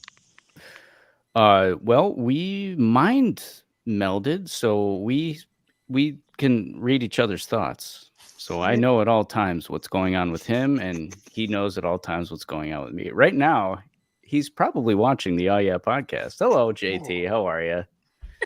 Hello, Branch. Yeah. I know him as Branch around here. The troll, Branch. Branch, the Branch, troll, the troll? from the Trolls movie. Yes. Yeah. What is it called? Trolls Dream On. What is it? Trolls what is band together. Oh, sorry. Trolls 3. Yeah. All right, Audrey, I got one for you, and I need to know this one because this one's been hurled at me recently. What is no cap? That's Like an easy one, Audrey. Like no cap is like you're not lying. So if you're like, oh man, I love that Christmas tree, no cap. All right. But then Flare. if you say like I love that Christmas tree and someone thinks you don't like it, they're like cap. Oh. Like Johnny Bernie Depp knows, said. I'm learning. I love this. This is very educational. I'm confused. I'm so confused. I'm Johnny's so gonna old, go to it's not the even coffee funny. to the Big Gulp place tomorrow and talk to the people at the register. Yeah, no cap. Yeah. Yeah, no cap. Yeah. Come on, fill it up, Riz. Yeah. You guys say it like that. Johnny's going to go to Starbucks and he's going to get a hot coffee, no cap. And then there's going to be It's gonna problems when he spill. drives Yeah, home. it's Yeah. At Cos Mix. There's Yeah. only Irish people work there. My turmeric smoothie, exactly. All right. Audrey, this one's very important because I need to know, am I on fleek? Am I on fleek? Is that a thing? You are on fleek. Yeah, Right. girl. What is on fleek? Because I have no freaking idea. It's like, ooh, girl, you on fleek. Like, ooh, girl. Like, I don't know. It's like I don't think you're allowed to use the actual word in the definition of the word. it's like, I don't know, just like good. You're like, oh wow, so good, guys. So Right. good. See, Bernie, Bernie's I don't cooler need you to tell me. than all of us. I don't need Bernie to tell me that Audrey is cooler than all of us. We knew that going in. Okay, Bernie. That's why she's still on the show. Yeah, that's why That was she's the like question. helping us out, man. Yeah. Franco's only been retired for half a year, and all these words he's These all forgotten. came out in the last like 3 months. I have no idea how they came out. Cap, no cap. Gotta All right, watch. now- okay, this is a very important one because I've heard this one. What's slaps? Oh, Like- come on. I don't know that one, High Johnny. fives. You know that? You're telling me Yeah. you know what that is. All right, You know, Johnny, then explain it. something is good. That slaps, right? Right on. Yeah, when something is good. Yeah. Johnny Like, puts, How about that? The oldest man in the room got that one. I just want to point that out. I'm not a boomer, Odd, but I. Johnny What's the puts his difference glove between on. He slaps and on fleek? What's the difference? Slaps is like referring to like food, maybe. Like if you're eating a pizza, you're like, ooh, this Yeah, slaps. this slaps. On Yeah. fleek, like someone's like outfit or something. You're like, ooh, girl, that's on fleek. Now let's So you quiz can't Audrey. say "ooh girl that slaps." You can't say that. What? You can't say "ooh girl that slaps." You can't say that. That dress slaps. You can, but not when you're talking about like an outfit. Like, Oh. ooh, outfit slap. You're like the doctor in Caddyshack. Hey man, time for me to do my doctor thing. And he Can I say electrocutes if I himself when he has- if I like someone's outfit, can I, Froze. Franco's frozen. Oh, I assumed he was trying to think. That's awesome. I'm like, you pathetic fool. You can't even articulate what you're trying to say. And no, poor Franco's frozen. Terrible. Terrible. Let's quiz Audrey with old slang from the 90s and 2000s. See Oh, if she I- knows what da bomb means. I know what the bomb is. Oh, I don't know. That's what Grandma says all the time. It was the bomb. Oh man. The like no, that's old though. Yeah, that's what I That's said. He's back. Old slang. If Audrey knows Yeah. the old slang. Leave her alone. But if someone's wearing something cool, can I say that reads or that's not a thing? what is that? I don't know. You tell me. That what? Reads like reading a book. Reads is that a thing? Like registers. No. People Yeah, Well, you don't- say that's right. off the chain Yeah, that's why. There you go. Off the from chains. early All right. from early 2000s. So just I'm- Artie, don't let your mom say for shizzle, please. Well, Please. they didn't get there yet. She Thank says God. she says the bomb ever since Jerry Springer said it was cool, and then God. it's still with her. It And, is not. And she says back in the day, she says that, and she says old school. She says these things that She gives Artie a hug. Yeah. And she says, I ain't seen you in about a minute, son. Yeah, a minute. Yeah, I about a haven't minute. seen you in a minute. I Yeah. haven't seen you in a minute, son. Oh, Arthie, that jacket is on fleek. It's on Keep fleek. that one. Sam, you're on fire. That was so You're lit. She Rose, did tell that me Spanish something rice lit. really slaps. This is great. Okay, I have a challenge for you guys. Oh, You all, one at a time, have to use your new sentence. Use their what? Your new terms in a sentence. Ah, okay. oh. Okay. Wow, Franco, that shirt is so fleek. Yeah, Johnny, thanks. It's very Gucci. I didn't hear a term there. Gucci's the term. I'll take a large banana? Coke Zero, no cap. Did I do it? Yo, the bomb was lit, dog. Oh, Brad wanted to know what bussing is. Bussing. Busting Busting, cables. It's also just like good. Like, I don't know. Okay. All right. If you're eating like a pizza, you're like, man, this is bussin'. See, when we were kids, bussing was a negative thing. It meant you had a job. Yeah. What do you do, bussing? Or you bussing the kids? Busting. Yeah, all the hurting kids from the other neighborhoods come to your school. Kids busting. Yeah. Yeah, they have short bussin' and then the large bussin'. Yeah. Yeah, I gotta watch out the kids on the short bussin'. Short bussing, yeah. Us Exactly. kids always left early though. That was cool. The hurting kids. Hurting kids. Kit Kat Sneak Attack wants to know, Audrey, do people still say gnarly? Not unless they're like 48, but That's younger than me. I'm not in that group. I love it. That's excellent. Good answer. Good answer. No, I'm sorry. It's very sus. This whole thing is Yeah, very this sus. whole thing is very sus to me. Yeah. Artie just did it. That was good. Yeah. I feel like a simp a little bit. Yeah. I feel like I'm simping. Yeah. You're still on fleek. I maintain. But I was stewing earlier. I was stewing. Mm-hmm. Just give her a show. Just give her a show. Her own show. Yeah. Yeah. The spin-off. Fleek with Audrey.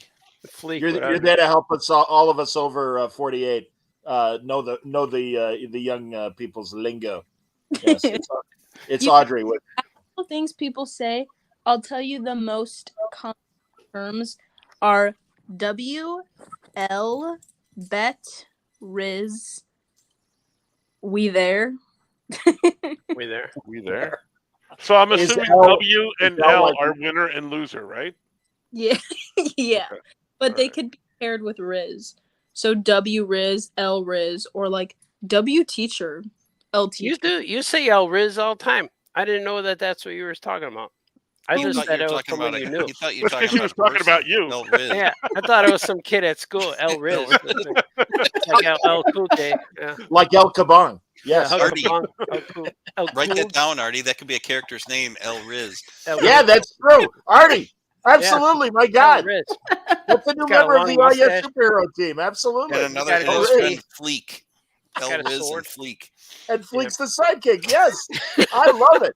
That's Fleek is fantastic. he's always being accused of bussing. Yeah, Yeah. Boston. I mean, he's a hurting guy. That's why. Fleek always looks good. His fashion. It's like, man, every time Fleek shows up, man, you gotta hand it to him.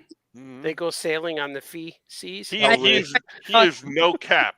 Yeah. No No cap. cap. At Fleek. Uh-huh. Fleek No is Cap busting. is the name of the book. That's true. This is good. Oh my God. It writes itself. The notebook, Artie. Yeah, man. I got to go back and re-listen at 1.43.51. It's all true. I heard the feces in there somewhere. Yeah, feces. They sail on the feces. Yeah, that was going to be the C in Yogs, but I still didn't put it in. I still time though. Yeah. Feces. That's where Crazilla comes from. From the feces. I've learned so much tonight. Mhm. I've learned I've learned so many things. She has 50% creator rights on this. That's right. Oh yeah. Your man's sidekick is El Riz. L-I-L Rizzo. El Rizzo. First baseman for the Yankees now. Rizzo. And Didi Khan's character? No. Stockard Channing's character in Grease. Yeah. Rizzo. Oh, that's right. Sandy. She was a 35-year-old freshman. You know, Exactly. And who was I'm a big lady. How you doing? Anybody seen my menthol? Hey, Wallowitz, I might be pregnant. What? What was that guy's name? Was it Do the kids still watch Grease? Is that on fleek still? Oh, that's a good question. That's on fleek. That's very on fleek. Very cool. Like for homecoming at my school, they decorated the hallways like Grease. Oh, so odd. On Paramount, I don't know if you guys have the streamer Paramount, but they had a mini series that was like a prequel to Grease, and it was all about the Pink Ladies. And is that something that kids would watch? Probably. Interesting. But I 'Cause I'm don't like, know. Yeah, I'm like, who the hell do they make this for? Obviously not the 59-year-old white man. That's but whatever. We showed Audrey Popeye cartoons. I hated it. Yeah. Yeah, they're pretty rough on. I hear you, bud. Why is he beating up like that girl? Because Oh. she doesn't. Yes. Why? Yeah. Well, yeah, it's Bluto. Hey, baby, hey, let's go on a date. No, I don't want to. All right, fine. And then he starts She choking doesn't her. give consent, and he chokes her. Yeah. Yeah, that wouldn't fly today. We were watching that, and she said, "You saw this as a kid? Your parents let you see this?" I'm like, yeah. Went over our heads, Odd. We had no idea what we were watching. We're like, yeah, whatever. Yeah, back then it was slapping. It's true. And then I showed you the clip of Daffy Duck and his wife saying, "Go back and sit on those eggs," and that upset you too. I remember. Yeah, I don't like. Yelling at the husbands and wives. Conflict. Mm-hmm. Conflict. Oh my I gotta God. show you the honeymooners. Oh, Oh boy. my God. Oh my I God. was watching that can't last imagine. night. Yeah. Uh-huh. The one where he gets them made? That was awful. Or the Stella, Flint I love Stone. that one. Hey, what some about guest and some employee, the simp and the blimp. Mhm. I love Stella. Mhm. Stella. how about See, this is- Yeah, Christmas? she did call him a simp in that. That's right. That's right. You'll scrub the floors. That's a man's job. Mm. Yeah, that's right. See, we invented those words. You think you kids know everything? Jeez. Skoke, do you have a special Christmas thing you're going to do this year? No. I was gonna ask what Christmas movies were watched in the Baltazar home growing up. Like, what were the favorites? Movie ever. Which one? It's a Wonderful Life. Merry Christmas, Mr. Potter. Yeah. Happy Those New Year to pedals. you. You're Happy screwing New me. Year. In jail. Yeah, we were just Charlie- talking about him trying to commit suicide. On the What's your bridge. favorite line, Aj? Tell me your favorite line. Help you down. You know where? How about Violet Baines? That's like borderline prostitute. The blood. yeah. I'm not leaving town, Georgie. Oh, that's good, Violet. I'll see you at the Elks Lodge on Saturday night out front. Walk through the grass in my bare feet. Why don't you kiss her? The old man Those on the porch. pedals. Yeah. And as I was saying to, I'm not going to do it now because Odd's here. But yeah, I was coming up with more colorful things that the old man says. In my day, we used to use a Taiwan basket for what you're doing. Mm. Has nothing to do with the country, Taiwan. That's a little sus, Johnny. It's, I know. Sorry. I can't simp for that, Johnny. I respect that. That's all right. I feel like such a Get out of here, Bert, or I'll hit you again. Get out of here. I can't for that. Mr. Gower. Mr. Gower. It's me. It's George. You hit my Okay, sore no. ear. No. Oh. All right.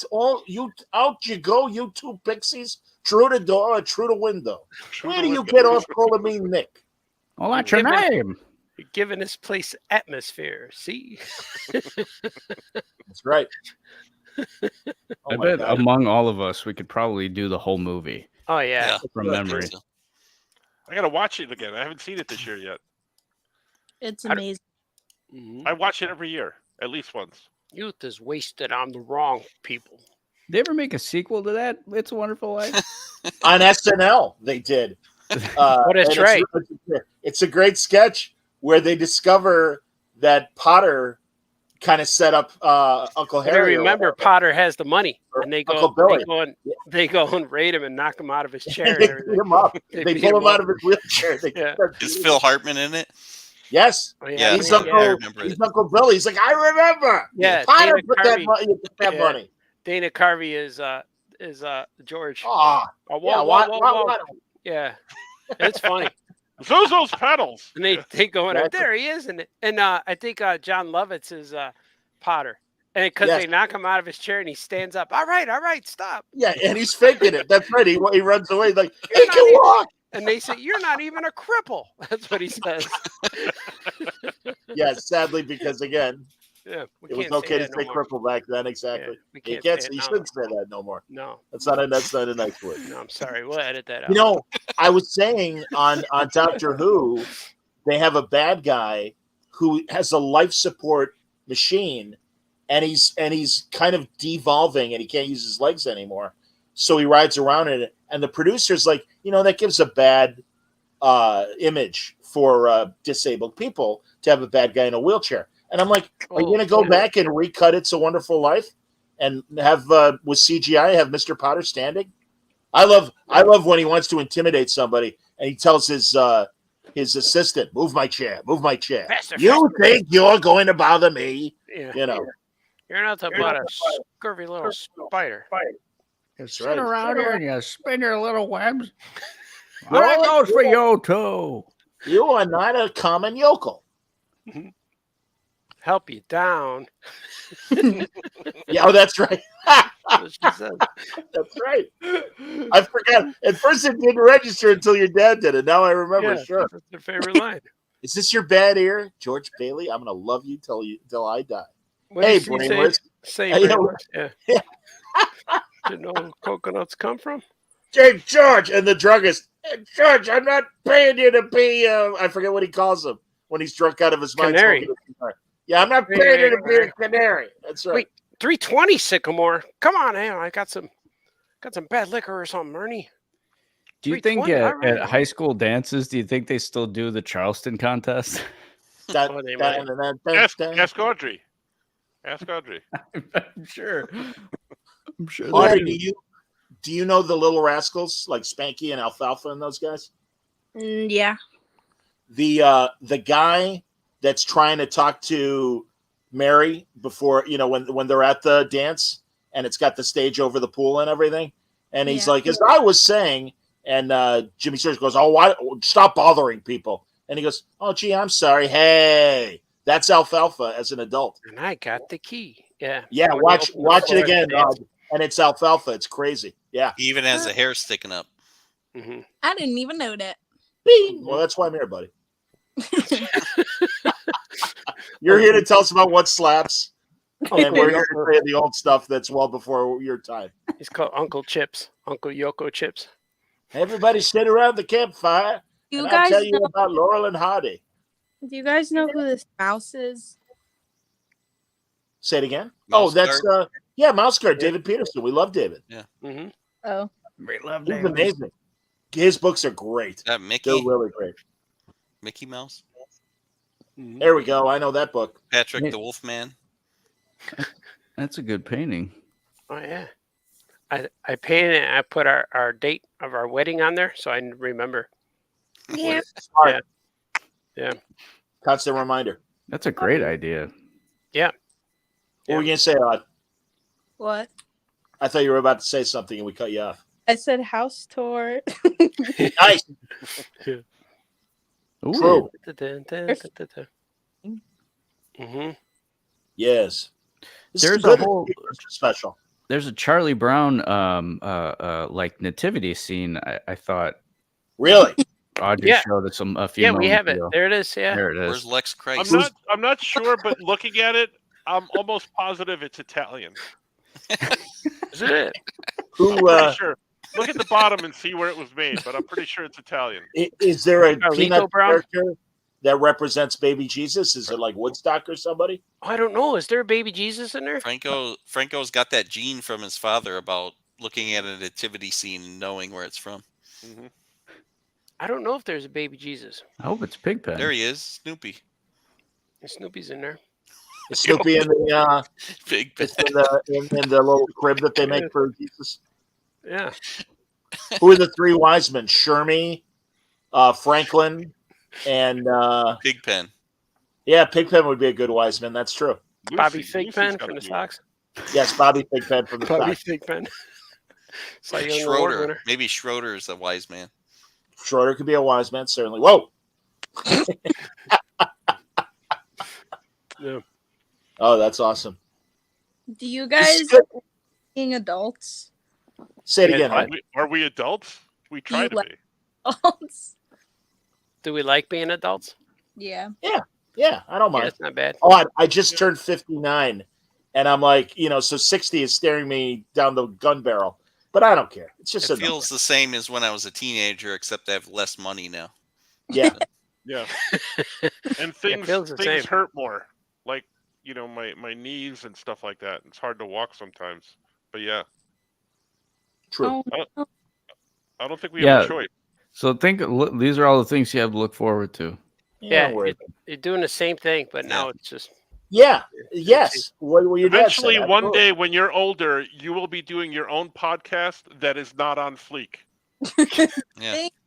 it won't be It happens sus. to all of us. And you'll be talking about seeing the 10th Trolls movie starring Old Man Timberlake. Yeah. Well, on It'll be- SNL last night, it'll one be of the great. women did the Julia Stiles dance from Save the Last Dance, and the crowd was going nuts. And I'm just like, I mean, it was funny that she knows how to do the dance, and it was like Is it it's really nostalgic bad. now? Is it nostalgic? Yeah, apparently it is. And I know it was like 20 years ago or whatever.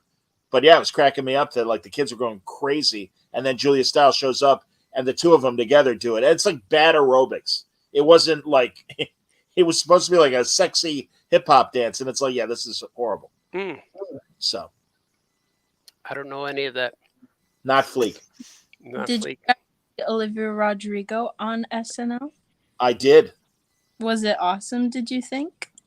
Yeah, she's good. No, honestly, again, showing my age. It's like, man, this is a long time ago, like 3 years ago, when Halsey was on, and I'm like, who the hell's that? Like, oh, that's Halsey, or yeah, it's Lana Del Rey, and I'm like, oh, all right. I don't know And the who same any thing of those about people Olivia are that you Rodrigo. just said. Yeah, I don't know. I have no idea who any of those people are. Rodrigo? No clue. she's very talented. I know. Raise your hand if you're a fan, everybody. I know her. I know who she is.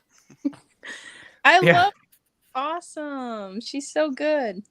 Yeah, Audrey, No, I you was should very play. impressed. You should play the piano on the stream. oh, you can do Show. that. If you want, Yeah.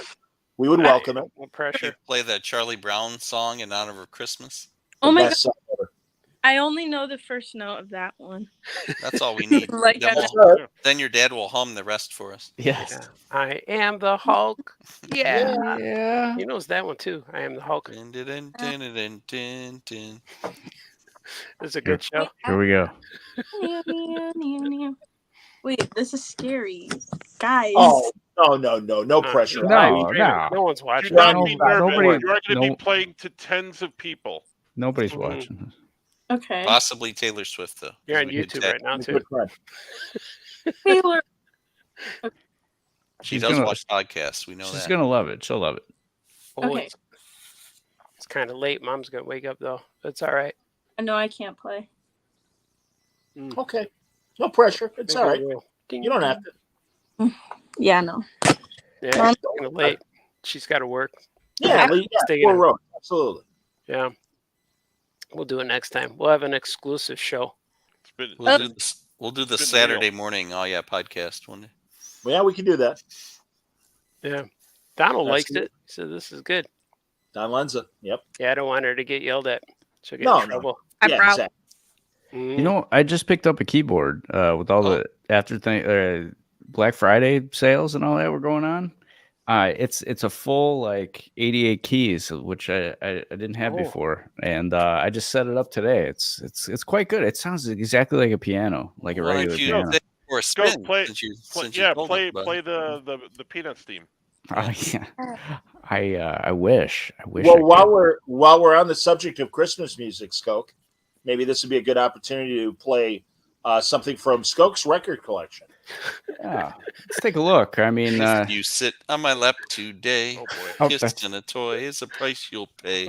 how fitting that you mentioned that song, because this record is from Mickey Rooney himself. Here it is. Let's take a look at the back. There's the photo of the guy. He's thinking about it. It's called Merry Merry Michaelmas is the album. Michaelmas? It's all Mickey Rooney singing Christmas songs. So of course, such hits as for all the kids out there, such hits as on side one, Mr. What Do You Want? That old Christmas classic. How about Mickey's New Year? The Gift. These Things Mean Christmas to Me. What's he pointing to when he says? I don't know. White Christmas is on here. Silver Bells, Jingle Bells, the Christmas song, Merry Christmas, Happy New Year, and then Christmas at Home. Half of these, I think he just made up. But I'd like to, if it's all right, just drop the needle on one of these. We're going to listen to part of White Christmas right now from Mickey Rooney. Wait a minute. What was that one song called? These Things Remind Me of Christmas? Yes, these things mean Christmas to me. Okay. I think he just lists off things that mean Christmas to him. I think booze. Judy Garland's medical, her medicine cabinet. That reminds me of Christmas. Whiskey. Judy Garland. Whiskey. Judy Garland's kids. There we go. I'll treat run while we can. That's what Mike Jones says. With a bunch of dots. Dear Mother, Christmas, with every Christmas card I write, may your day be merry and bright, and may all your Christmases be white. Dear Mother, yes, I received your package. I don't know what I'm going to do with the pair of shorts you sent me, because it's cold where I am. I hope you're all having a nice Christmas. Tell Helen I got the fruitcake. I showed some of the rest of the guys. That's code. I got the fruitcake. I got the cake, huh, Helen? I'm dreaming. Anyway. All right, then. Anyway. Wow. Don't scratch it. I want a Christmas album like that, but with Jamie Farr. How would that go? Hey, all right. I want. Hey, Tony. I got the care package of hot peppers and fantastic. What's it? Lebanese kielbasa. I received that big barrel of comic books you sent me. Oh, I think you might wanted to send him to Radar, though. He's the comic guy. Mickey Rooney had so many weird marketing ideas of products.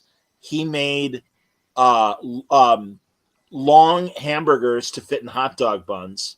He made round hot dogs to fit in hamburger buns. This is all true. He had his own soda pop through Canfields, and it was called Mickey Melon.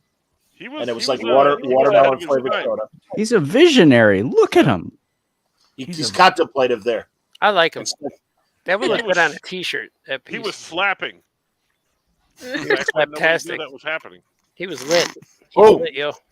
I'm gonna have to look this up. Brad says, "Have you ever seen The Love Boat with Mickey Rooney as an angel?" I'll post the end scene on I Like Pink. It's bizarre. Yeah. Oh, I have no doubt. Again, Aaron Spelling, man. I don't know what drugs he was on, but he has Mickey Rooney as an angel, and then on Fantasy Island, he's got Roddy McDowell as the devil several times. Yeah. Fighting Mr. Rourke. Fighting Montalban. And Farrah Fawcett as an angel. Yeah. She had Angel too. Audrey, what do you think of the Taylor Swift Christmas album? Yeah. What I think of it, I think it is wonderful. I have the CD for it literally in my room, and I played it today, and I played it yesterday, and I play it probably every day because it's lovely. And they were playing her Christmas songs at work, and I was literally so happy. And it was like earlier this week, and there was no customers, and I was singing by myself, and it was awesome.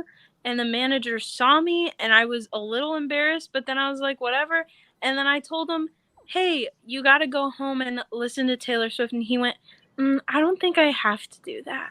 And I was like, wow. You're fucking lost, no cap. No cap. I was going to say that. I was just going to say Big L. No cap. There you Big go. L. Big L. No, like literally L. L Riz. Uh-huh. L Yeah. Riz. That's right. El Riz and Little Fleek. Do you ever call them L7s? Don't be a square, Daddy-o. I'm going to use Little Fleek now. That's so good. Yeah, that's a character, Little Fleek. Little Fleek. Oh, that's good. Fleek, no Fleek. Everybody's going to be using that. L now. Riz and Little Fleek, yeah. Yeah, that's going to be a new I Like Pink-ism on here. Yeah, it seems Come like on, man. Fleek would be like a No. sheep. Who's this creature we see here? Literally, look how good he looks. We're seeing an image of it, what appears to be a dog. This is so confusing because it's inverted. What is the name of this creature? His name is Jingle Fett Baltazar. Yeah, we know him. How Christmassy. He is very Christmassy. He has a Christmas sweater and he has a harness with reindeer ears. Aw. It's pretty awesome. He doesn't like wearing anything, though. No, he doesn't. He rolls around and tries to get it off.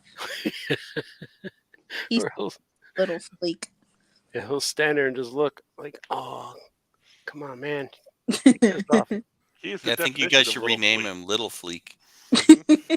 Jingle Fleek Baltazar. Don't confuse him. He's the only God. dog with a middle name, Fett.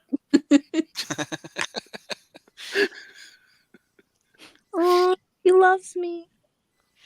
I have learned so much this evening about everything, about Taylor, about fleeking. I am wiser at the end of 2 hours than I was. Mickey at the beginning. Rooney. Of course. Mhm. Just Hopefully our all of Taylor's breakups were never her fault. She's amazing, and she is on fleek, no cap. I don't know. But she is the common denominator in all those breakups, though, so she might have a little to do with it. Might have something to do with it, but that's all right. What about we Tom respect Hiddleston? What about Tom Hiddleston though? Was that she I- called? Okay, I think I'm gonna stay with my girl Taylor, and I'm not gonna say something I think might be true, but I believe something based off of her song "Getaway Car" that she might have done something bad. Unconfirmed.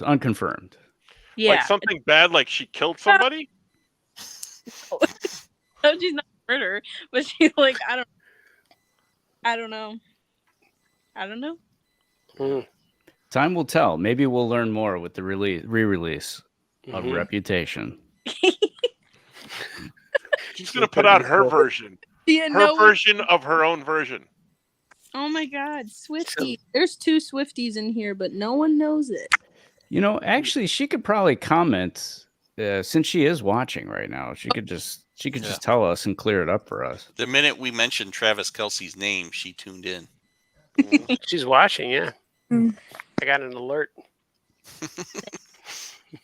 Art Notification. Center, a friendship bracelet that said Little Fleek on it.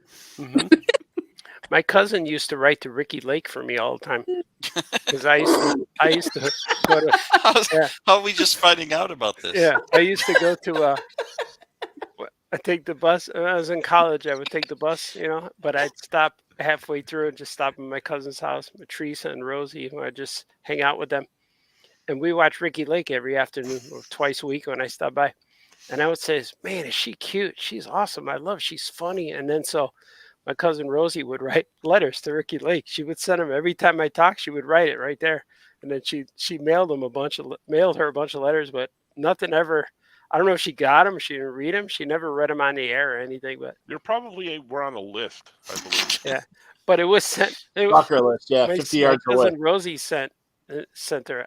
My cousin loves you and all this stuff. She would say all these things. So it was kind of. Odd Stanley wants to know if you've ever been to a Taylor Swift concert. No. No, that's all right. It's not over yet. You never know. I know.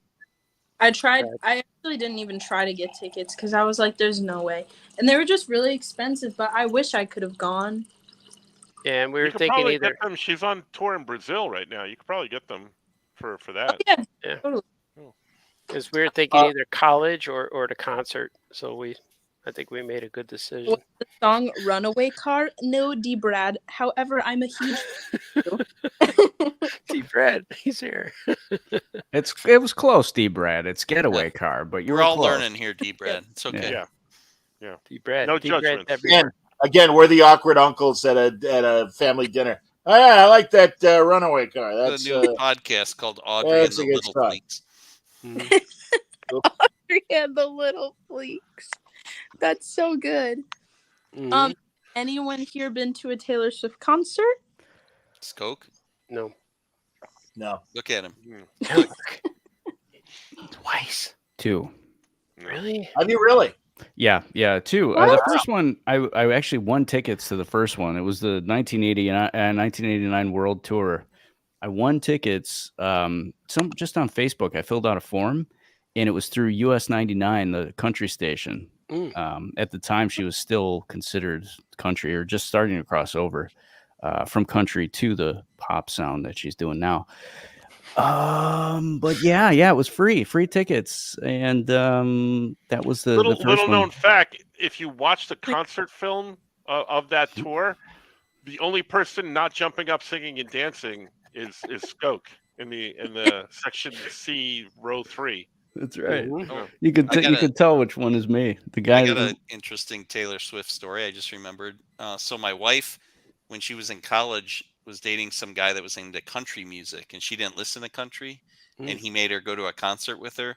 And the opening act was a no-name artist named Taylor Swift. She was the opening performance. Yeah. Whoa. Wow. And no one was listening or dancing because nobody knew who she was. But Kendra remembered her name. Yeah. That's like when I went to the Tonight Show with Johnny Carson, literally 41 years ago. How you doing, everybody? One of the stand-up comedian that nobody knew, and it was only his second appearance on the Tonight Show, was a guy named Jerry Seinfeld.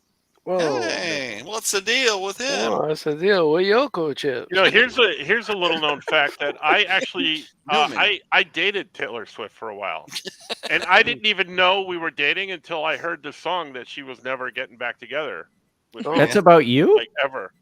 Yeah, I learned about it on the car ride to work one day.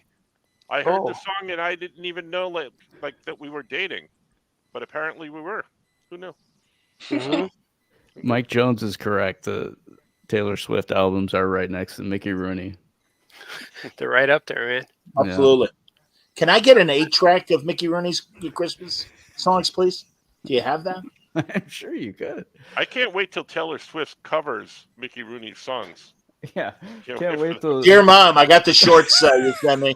I'm not sure what I'm going to do with them because I'm a woman, but thank you. Tell Helen I got the fruitcake.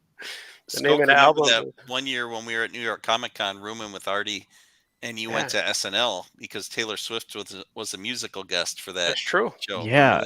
Oh yeah. Audrey, I almost got into Saturday Night Live when she was musical guest.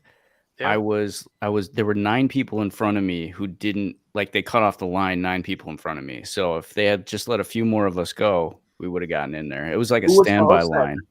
It was Phoebe Waller-Bridge. Sure. From the Dial of Destiny. Yeah, exactly. Yeah. And Taylor Swift was the musical guest. I just happened to be there. It was New York Comic Con weekend, and it just. And you saw what's his name? He shrugged at you. What was his name? Oh, Pete Davidson. Yeah.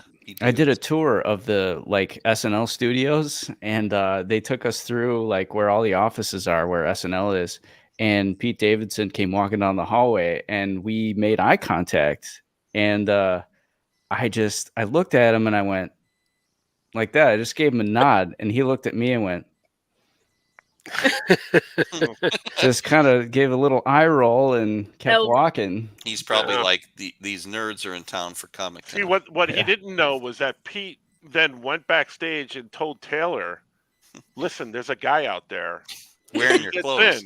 He's nice and right. Just keep your duck. Yeah, he's a little sus. He was wearing a Taylor Swift shirt. You could write a song about him on your next album. Do you have a Taylor Swift shirt? I do. They were selling an SNL shirt. It had the SNL logo on the front, and then the guests from that week on the back. Wow. So I did buy that shirt. Yeah. They should have let you in and start dating her so they could combine you. They could. What do they do that when they combine the names? They call you the Skokie Swift. You know. That would have been cool. Which is what they call the train, the yellow line here in Chicago. They call it the Skokie Swift. That's true. Mm-hmm. But in the end, you went to that haunted house and that girl spit a nail on you, so it all worked out. Oh, that's right. Yeah, you had an adventure that weekend. I remember, to go see Taylor Swift, you left the Comic-Con around noon for the midnight show. Oh, I was standing in line for wait in line. A long time. It was Imagine several. if you had left at 11:30 instead of noon. You probably would have gotten in. Probably. That's true. That's 100% true. Yeah, I had already been standing in line for hours and still didn't make it in. I didn't make it in the dress rehearsal or the actual show. So it was long. Yeah, wear a dress? Is she wearing dresses? She was. I was not. They were rehearsed the dresses. Mm-hmm. They were slapping, right? Mm-hmm. Yeah. Well, it's been fun. Yeah, I think my girl needs to go to sleep. Look at the time. We can wrap. We did good. We slapped. Thanks to special guest Audrey. Thank you. Way to go, Audrey. Round of applause. I got all Fantastic contribution. Well done. We are better off. We are better off for knowing things about fleeking and slapping. Absolutely. Fleeking. Special guest appearance by Barry Williams as the Incredible Hulk in transition. So not that kind of transition, everybody. Yeah. But that's right. It's got nice bangs. Look at those bangs. Hopefully, everybody learned a lot about T Swift tonight. And her new combination when she records the Mickey Rooney album, it's going to be called Mickey Swift. That's what it's going to be called. It's going to be good. As soon as we go off the air, there's going to be a quiz for all you listeners out there on Twitter. Final question for Mario. Gun to your head: would you rather have dinner with Taylor Swift or Jeff Goldblum? Goldblum, hands down, Goldblum. Wow. Well, that's shocking. I can't believe it. That is shocking. That's shocking. Yes. How about nobody liked that answer? Nobody liked it. What about a year ago before before the football player? Would your answer be the same? Yeah, absolutely, yes. Yeah. Wow. Okay. Johnny, before we go, what's the score of the Mavs game tonight? Well, they're not playing till tomorrow. Not playing. But once again, everybody, Mario, we don't care. We don't care what the Mavs do. And that will now be a banner that anytime Mario decides to tell us something about the Mavs, you got to make a little video clip. We don't care. Well, I could even make it like an ongoing banner. Yeah. Hold on. I got ticker tape at the bottom. Yeah. Hold on. I'll do that right now. No, we don't. So in case you don't get the message the first time, Mario, just like CNN. We don't care what the Mavs are. That's right. Why don't we leave that up as we're saying goodbye to everybody right now? Hey, good night. Merry Christmas to all. Yes, if this is our Christmas show, Merry Christmas to all. I like pink very much, Lois. I have a very Taylor Christmas. Indeed. Merry Swift New Year's. Have a Goldblum Hanukkah. Yes. No fight, no crime. Be nice to each other. Do the things that make you happy. You guys are awesome. Okay, bye-bye.